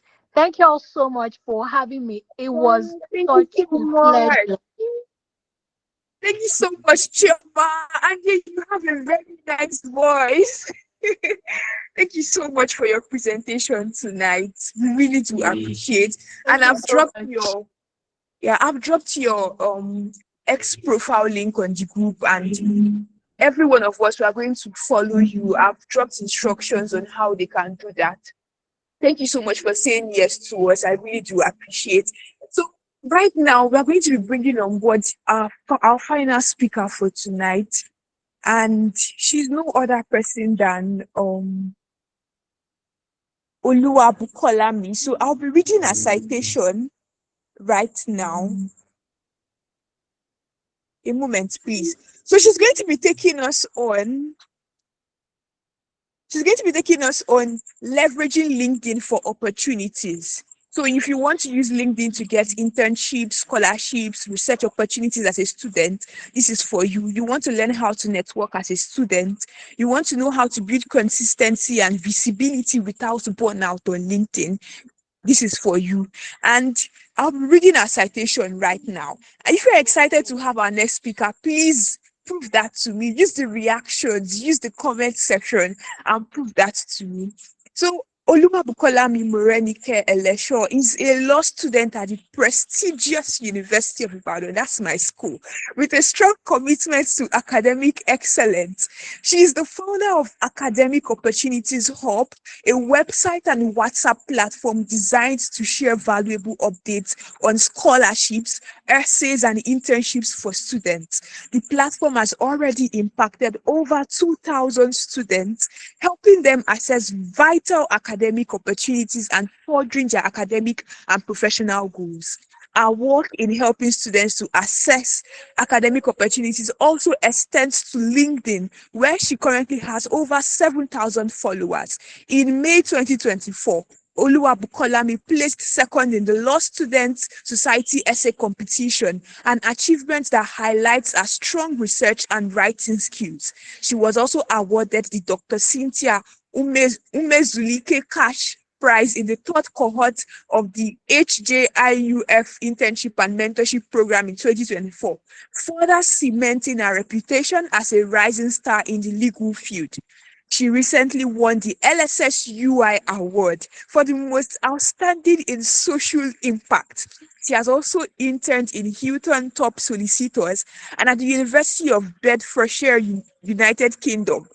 Dedicated to helping students to access academic opportunities, she is poised to become a prominent force in academic development, social development, and global change. Ladies and gentlemen, thrivers on this call, students on this call, please make welcome our final speaker for tonight. Over to you, Oluwabukolami. We are really so sorry for keeping you this late.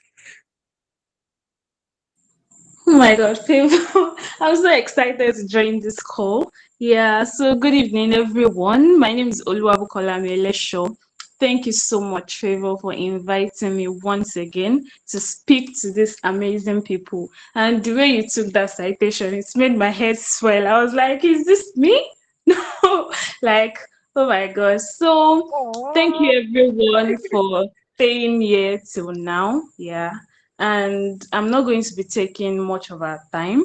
I'm going to be speaking on leveraging LinkedIn for opportunities. And I would be dividing it into sections to help us understand better. So, to start with, I would like to tell a story of how I got my first opportunity on LinkedIn. So, I started out as somebody that was just okay. I was in 100 level. Yes, I was in 100 level. So that day we had a career fair, and there were some people, some graduates that came to talk to us. And someone was like, wait, so you're a university student and you're not on LinkedIn. And I was like, wait, what am I doing with my life? Let me be on LinkedIn too. So I went there, I created a profile, and I was there. I was just connecting with people. Like Choma Madi said, that make sure you finish your connection requests. So those connection requests, when you send them out, they have like the capacity that they reach. So they will tell you that you can't connect to people again. So I made sure I did that. I was connecting and connecting and connecting till I reached like more than 500 connections and something like that. So, and that was when I started to post. I started to post that, oh, I was selected for this and that. So that was basically how I started. And on getting my first opportunity, that day I was just scrolling through the LinkedIn feed, and I was like, what am I even doing safe? I'm at home, we are on holiday. Like, let me even search for opportunities. Let me do something with my life. So I just went to search. As I'm a law student, I went to search legal internships. So I went to the search bar and I searched legal internship. Fortunately for me, I saw an internship that was posted like 30 minutes ago, and it was for the first 100 people. So that's how I applied, and I was part of the first 100 people. So I got in. And at the end of the internship, they were like, they want to organize a competition, and we are going to write an essay and submit it on that same LinkedIn.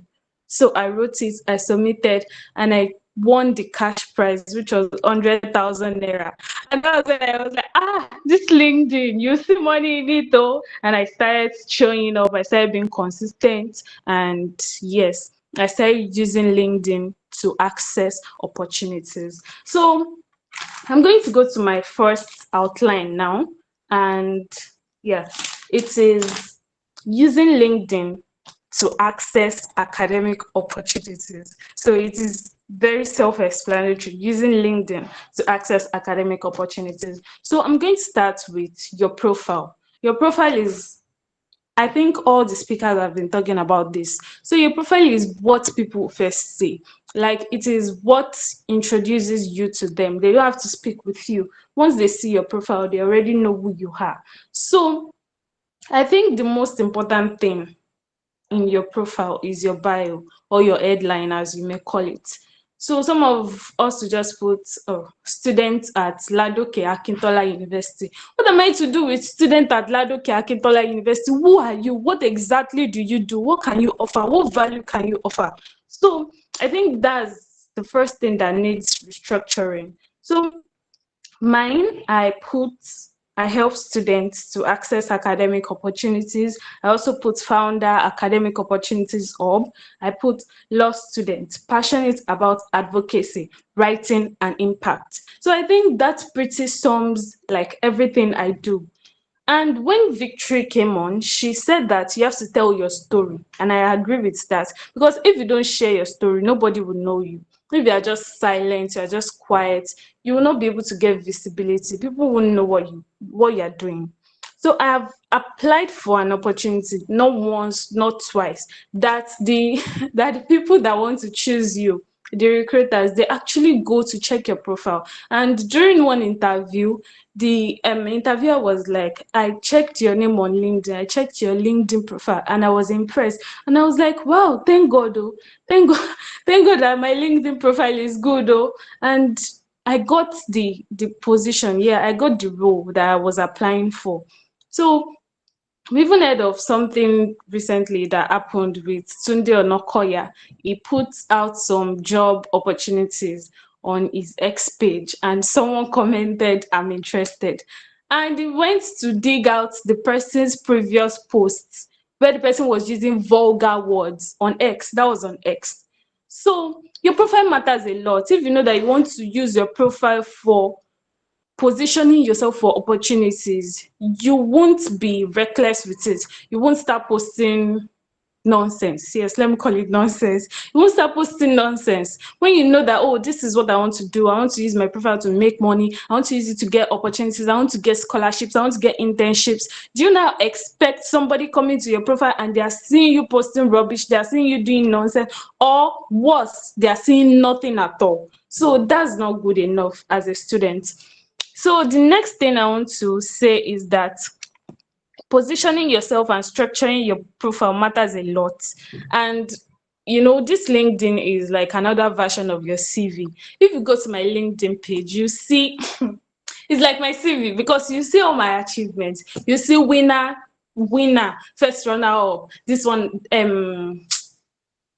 beneficiary, this and that. Everything you see, you'll be like, oh wow, this is good.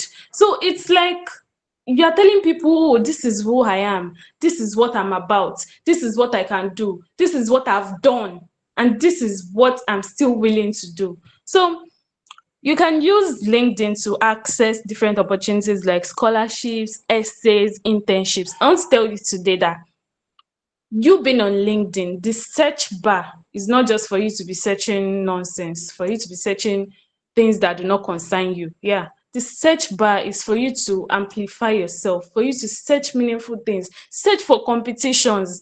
That most of the competitions I've gotten, most essay competitions, that's where I check them. LinkedIn search bar. It already even like has it on the search bar history. I'll just press it. Essay competitions 2025, essay competitions 2026. I'll just press it and I'll see everything. Then I'll choose the one I want to apply for. So that's how I do it. You should know that visibility matters as much as the applications you want to make. It is already your online CV. So visibility matters a lot. So I'm going to move to networking as a student, and that's the second outline. So this networking as a student, I'm going to, Chioma has spoken a lot about networking. So I'm just going to mention a few things that I think are important.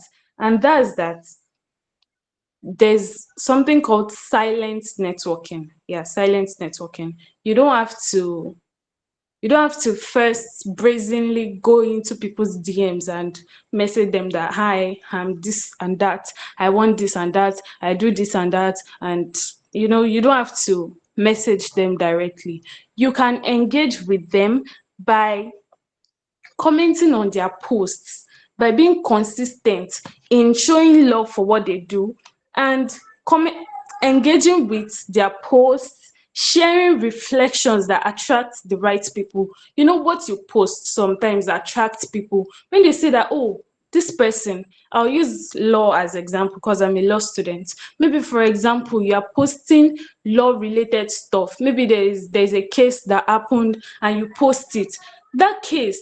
That post, it can reach the right person. It can reach the person who wants to give you your next internship.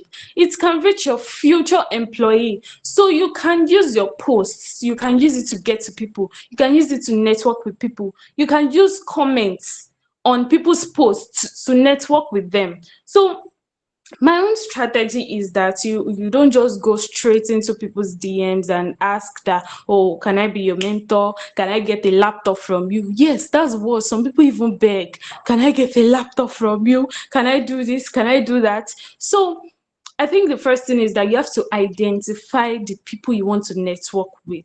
You don't just network with everybody, or else all your interests will be all over the place. So maybe you look for like 5 persons in your field. Maybe you're in the law field, you're in the nursing field, you're in the education field. You look for 5 persons in your field, you follow them, comment on their posts thoughtfully. And the thing is that you don't need to have a need for you to network with people. Like you don't have to need something urgently for you to network with people. What I'm saying is that for example, if I network with a person now, I don't have to need something from them at this point for me to network with them. So I can just pick genuine interest in people and actually network with them. So by the time that I will need something from them, oh wow, we would have already been friends. For example, I have somebody is because I'm a volunteer for Amnesty International.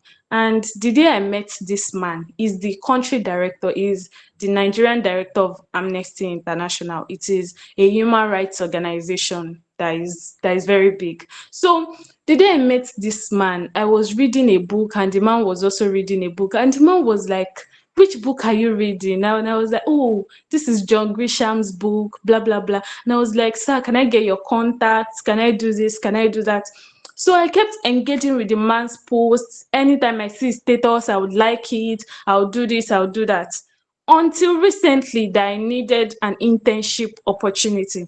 So I now texted the man that, sir, I need an internship opportunity. Unfortunately, there were no internship opportunities available for undergraduates. But do you know what this man did? This man went online. He went to go and search for opportunities for me. He sent it to me and advised me to apply. So that's how you network. It is not only when you need something, that's when you start networking with people. You should learn how to build good relationships and maintain good relationships. So the next thing I'm going to say is that is going to be on how to balance LinkedIn with academics. And yeah, I'm going to say that as students, the most important thing to use your academics. See, I'm telling you that if you are not a student first, you won't even be on LinkedIn. Because how will you even know what LinkedIn is? So it is you being a student first that even gives you the opportunity, that gives you the visibility to be on LinkedIn.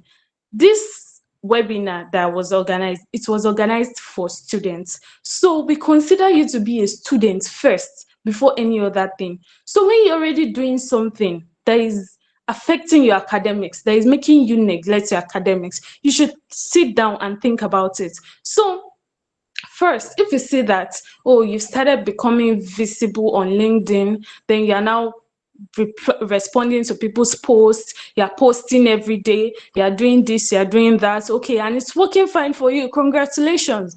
But when you see that it is already affecting your academics, I would advise that you sit down, think about it, think about the way forward, think about stepping back. Because we have holidays, so you can use holidays for all this LinkedIn visibility. So if you see that during the session it's already affecting you, you can step back and resume. The first business you have is as students. Yes, the first business you have is as students. If you don't graduate with good grades, even with all your LinkedIn visibility, LinkedIn everything, you might not get to positions you are meant to get to. Because, okay, let's say that, for example, people see your profile on LinkedIn and, okay, they're impressed. They want to offer you a job. Are you not going to submit your CV? You're going to submit your CV. You're going to, in your CV, the grade you got out with from the university will be there. Even when you're an undergraduate, if you want to apply for internships, your CGPA will be there. So if those things are not strong, how are you going to get those opportunities? So your academics matter a lot. And on maintaining consistency on LinkedIn, LinkedIn has even made it easier. They've made like a feature where you can schedule posts. Like you can schedule posts. So that means that if like you want to post on LinkedIn for a whole week, this night you can draft the 7 posts for a whole week. You can draft it, then set the time that you want them to be posted. Maybe it's 8 a.m. every day. So automatically LinkedIn will help you to post it. So you can do that. And I think that will help a lot, especially as students. For me personally, I don't like it because yeah, when you're on LinkedIn, you have to, when you make a post, you have to, engage with people. When you make the post, like for 1 hour, you have to reply to comments, you have to do this, you have to do that. For that post to, go viral, for it to get many engagements. So I did not schedule my posts and I was in session. So I realized that this thing that I was doing, it was affecting my academics. When lecturers are teaching, I'm on my phone doing LinkedIn. Everybody's calling me LinkedIn guru. I'm smiling, I'm shining teeth, but I'm not learning anything in class. When I realized this, I quickly left, though I ran away. I ran away from LinkedIn. Let me not lie to you. I ran away. I left it by the side.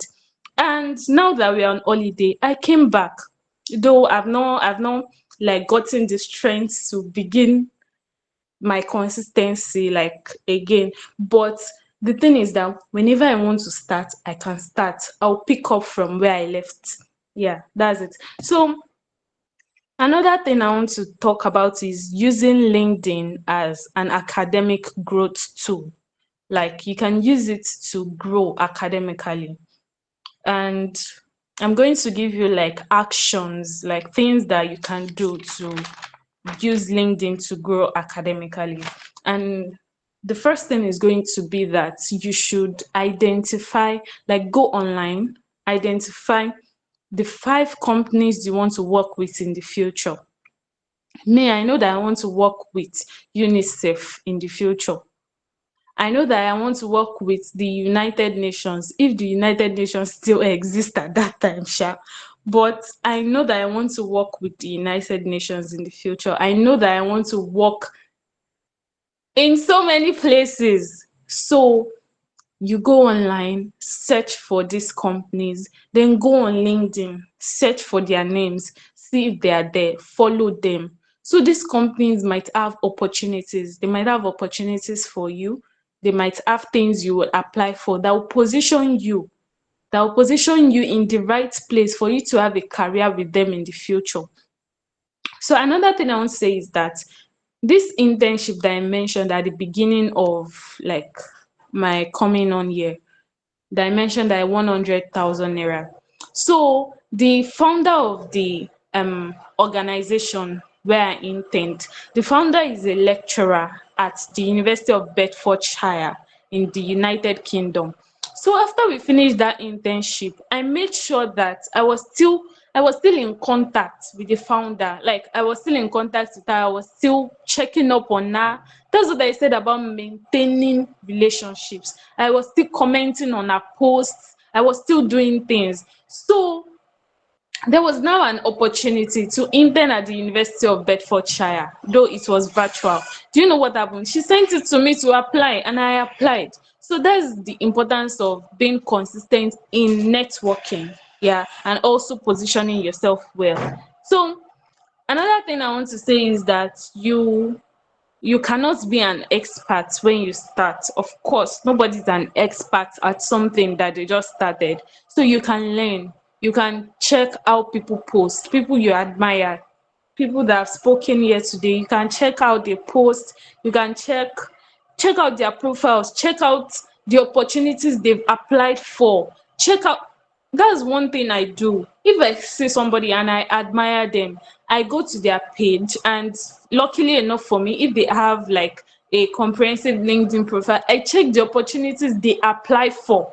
I follow those organizations so that when opportunities like that come out, I'll be able to apply for them too. So I'm going to round up very soon, and what I'm going to be rounding up with is that you should not chase visibility without direction. You should have a direction, have a clear plan. What do you want to do? This visibility that I want to get, this LinkedIn profile that I want to get, what do I want to gain from it? What do I want to get from it? What's the end result of this thing? You should have that plan in mind. You should have that goal. So I think that's where I'm going to end today. And yeah, because I don't want to take too much of our time. We've already spent like time here today.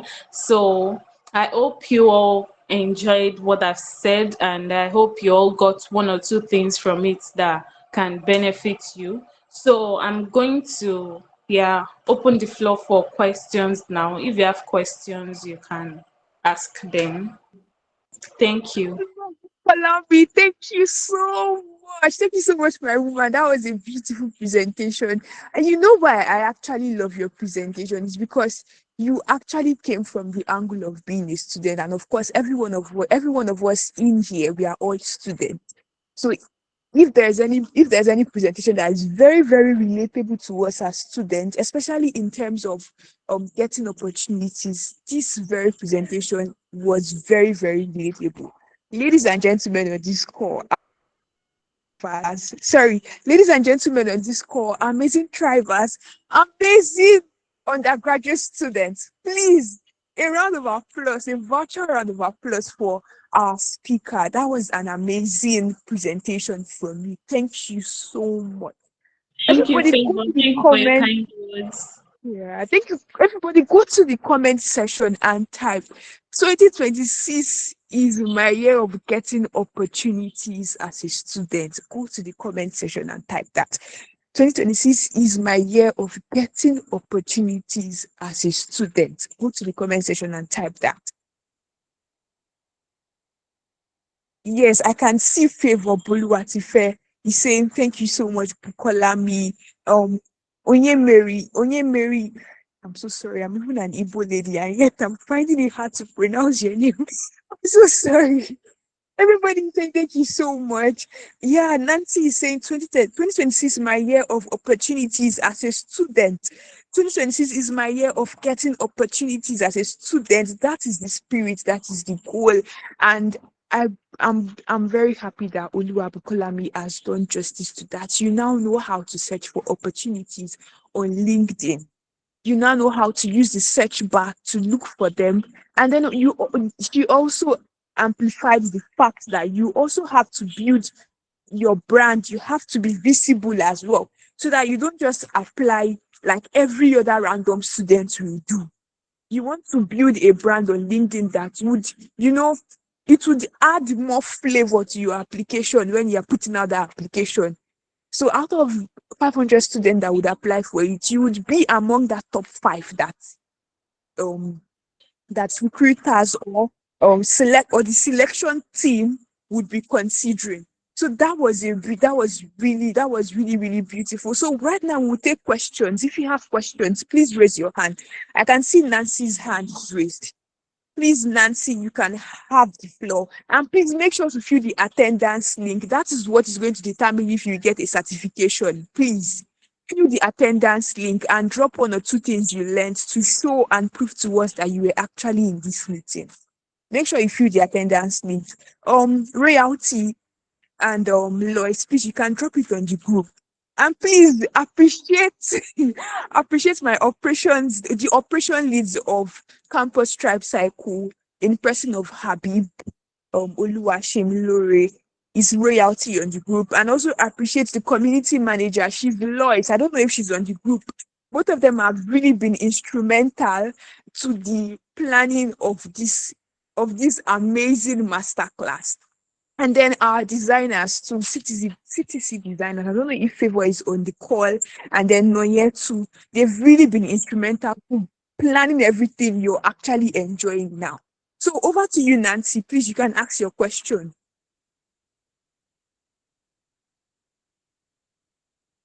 Okay. Good evening once again, everyone. Good evening, Miss Favor, and to Miss Oluwabukola. I would also love to say thank you so much for the session. In fact, I think today was one of my best years in 2026 so far. I've really gained a lot. A lot. So moving down to my question. Okay, I have 2 questions actually. The first one is okay, when I was registering for this webinar, there's a session in the registration which says you guys will be having a 20 days consistency. I don't know if you can hear me. Of course, I can hear you. We would All send right. more Thank details you. about that. Yeah, we'll send Yes, more yes. details That about that later. yeah. So the session about the 20 days consistency. So my first question pertaining to what Miss Bukola talked about. She said as a student, you are first a student um before you can utilize LinkedIn, right? So my question is, I'll be having my first semester exam before my first semester exam starts next week. So I feel that I don't know the dates for the consistency, and I would love to be a partaker of it. I don't know, as a student, do I need to postpone the whole building up my consistency until after my exams, or can I at least try to juggle both of them together? I don't know. That's the first question. And for my second question, I don't know if you get. So for my second question, I would also love to ask for students like us that are actually looking forward into working with international, like going for international internship and all. So is it the same way of leveraging as a student? Is it the same way of leveraging or putting yourself out as for Nigerian internships and all that you'd also do for international internships?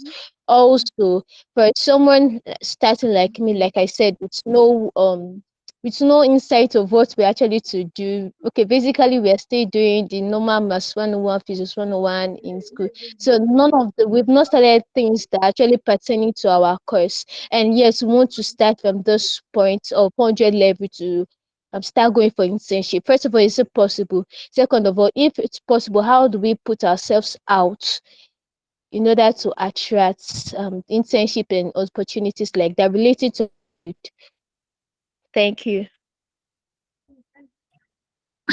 Okay, dear, I get your question. I get both questions. And the first thing I want to say about that consistency is that you don't have to put it away till like until you finish your exams. The reason why I said that is because that is what works for me. For me, I've realized that I can't put too many sticks in the fire at once. I can't do so many things at once. I'm not going to do any of them perfectly. So that is what works for me. If you know that you can multitask, if you know that you can do it at the same time without one affecting the other, you are totally free to do it. And if you now see that, oh, this thing is affecting me, I've already mentioned it before that LinkedIn themselves have helped you to find a solution to that, and that's scheduling posts. So before your exam starts, you can schedule, like you can write the post, the whole post you want to write for that 21 days. You can write it all in one day. Then set the time that you want to be posting them. Set them, and LinkedIn will help you to post it automatically. So I think that's what works best for students. So I think you can do that. I hope I've answered your first question. Is she still there? Yes, I am. You have. Thank you so much. Yeah, you're welcome. So about the second question on, international opportunities. So where I started from basically was taking courses. So the course I took first was like Amnesty International Human Rights course, free courses, and they're available anytime. You can even take some of them for 5 minutes. Recently, I got the opportunity to go to Lagos for some days, and they lodged us in a very nice hotel. Oh my God, I enjoyed myself. I feel like going back there. They lodged us in a very nice hotel. They gave us food, they gave us everything. And that's because I took one course from Amnesty International, and that's where I started from. That was my foundation. So you can take courses, you can volunteer. Yeah, volunteering is very important for students. See, let me tell you something. Even when you finish and you want to go for your masters, if you are looking for fully funded opportunities abroad for masters, you must have done volunteering. Like, you must have volunteered a lot. So from when you start from 100 level, from 200 level, it gives you an edge over other people. I think that was what worked for me too, that gave me an edge over many other people. I started early. So you can start by taking courses, you can volunteer. Those things build your CV. So once you have them in your CV like that, you won't be scared that, oh, I don't have anything to put in my CV. So when opportunities come, even as a 100 level student, as a 200 level student, you can easily apply. So I think that's the solution to that. Positioning yourself for international opportunities starts with taking courses, and engaging with them, engaging with things that they do. Go online, go and search them, check for available opportunities you can, access from them. So I think that's basically it. I hope I've answered your second question.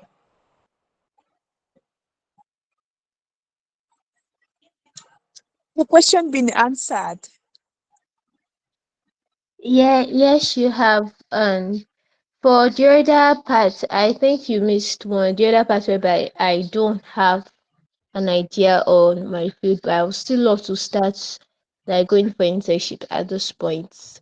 Yeah, it's just to build experience. How do I position myself when I have no like I don't know if you get me. I'm trying to put it in a way that will be much more understandable. Yes, I get you. But then you have to take these things one after the other. You can't just like say that, oh, for example, when you get into secondary school, you can't just say that I want to go to GSS 3 straight. Or when you get to the university, you can't just say that I want to go to 500 level straight. You have to start from somewhere. There are steps to this thing. So you can't just say that, oh, I want to go for internship. Okay, what previous experience do you have before that? What have you done? Like, what are you doing before that? So they cannot just take you for internships like that without you having something.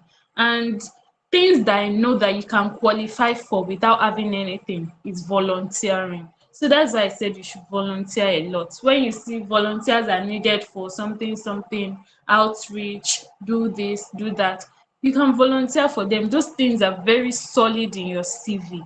And by the time you have volunteered for one, two, three things, you would have had something in your CV, then you can apply for internships. So these things are step by step. You can't just, jump.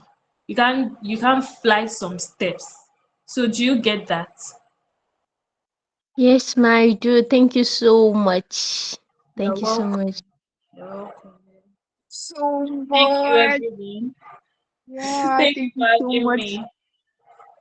Yeah, thank you so much, Oluwabukolami. I can't even express how grateful I am. I'm really so happy. Thank you for saying yes to us. So I want to believe that is the last question for today, right? Are we good to go?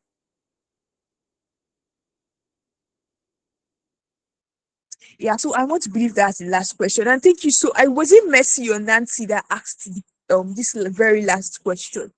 So we are actually planning a 20-day LinkedIn challenge as well. So we don't just want to give you like an heads up and just give you information on how to get started on LinkedIn, how to build your brand, and then you find it hard starting out. So we are still planning once we are done cooking, once we are done cooking, you guys will see the flyer on the group and you can invite your friends. You can tell them about the LinkedIn challenge, the LinkedIn visibility challenge. So it's going to be like a community. And the date that we're going to choose is going to it's going to run for 20 days. And within that 20 days, we're going to support one another. And, when we support one another, our post like gets to reach a wider audience on LinkedIn. And then it also gives you that ability, it gives you that opportunity to start building and working on your brand. So that's why you should not miss out on the consistency, LinkedIn visibility or consistency challenge. So look out for that information on the group. And for the certification, if you're interested in getting a certification from Campus Tribe Cycle for LinkedIn Simplified for Students event, please make sure you fill up the attendance link that the operations leads have been he has been sending to the chat box. Make sure you click on it. Don't come to my DM and ask me for it, because if you're coming to my DM, I'm not going to be so sure that you attended this event, right? So try as much as possible to click on it here and make sure you fill it up. Give us feedbacks on this event and how it was for you. And like that, we're going to get back to you all on getting a certification. So I want to believe that is all from from me. That is all about the announcement. Yeah, so today is just day one. Tomorrow is day two, and then the speaker that could not make it for today is going to be joining us tomorrow. Our part was actually getting started on LinkedIn. So you have questions about downloading the app. I know it should not be an issue. Maybe you have issues with downloading the LinkedIn app. You have issues with setting up an account. You know, those kind of things. She's going to deal with it tomorrow. And then we are also going to have live LinkedIn reviews for 30 people. And I've gotten 5 people already from the community, people that were very, very active on you. Please and please be active on Campus Cycle community. Please be active. You don't actually know what you're going to get from being active. Don't just see our messages and just waka pass like that. Don't waka pass when you see our message. Drop us a reaction, drop us a message. We need feedbacks as well. We are humans, we are not spirits or angels. We want to know that what we are doing, you're getting value from it. We want to know you're with us, right? So always make sure you engage. Be that person that engages, and you don't even know how you're going to get connected with every other person on the group, because we have students from all over schools in Nigeria. You don't know who you're going to connect to just because you show up consistently on the group, you engage, that kind of thing. And maybe after tomorrow, we'll be keeping the group open for interactions amongst ourselves. We are students, right? So tomorrow is that day where we have live LinkedIn reviews. If you know you want to get your LinkedIn account reviewed live, make sure you join on time, because we have 25 slots left. So that 25 slot, is what they call it now, is survival of the fittest. The survival of the fittest. Anybody that shows up on time, you show up on time tomorrow, would start taking the list that we're going to give to our LinkedIn live reviewers tomorrow. So tomorrow is going to be an amazing day. Today was beautiful. It was amazing. Tomorrow is also going to be amazing. It's going to be mind-blowing. You're going to be getting live feedbacks on your accounts. So if you have not worked on your account, and if you've learned something from today's presentation from all of our speakers, please, you can start working on it. You don't have to start working. You don't have to just bring your account the way it is or it was before this webinar tomorrow. You can start making adjustments and changes, right? So when you drop your link tomorrow, it's just going to be like to fine-tune things, to like make sure that, okay, yes, this person is ready for opportunities in 2026. This person is ready to build a brand or his brand for 2026. So I want to believe I've been able to make 1 or 2 points. I've said something about the challenge. The LinkedIn challenge is going to be for 20 days. I've said something about certification. I've said something about tomorrow. Please invite your friends too. People that didn't turn up today. I mean, we are almost 500 on that group. Look what we have here though, right?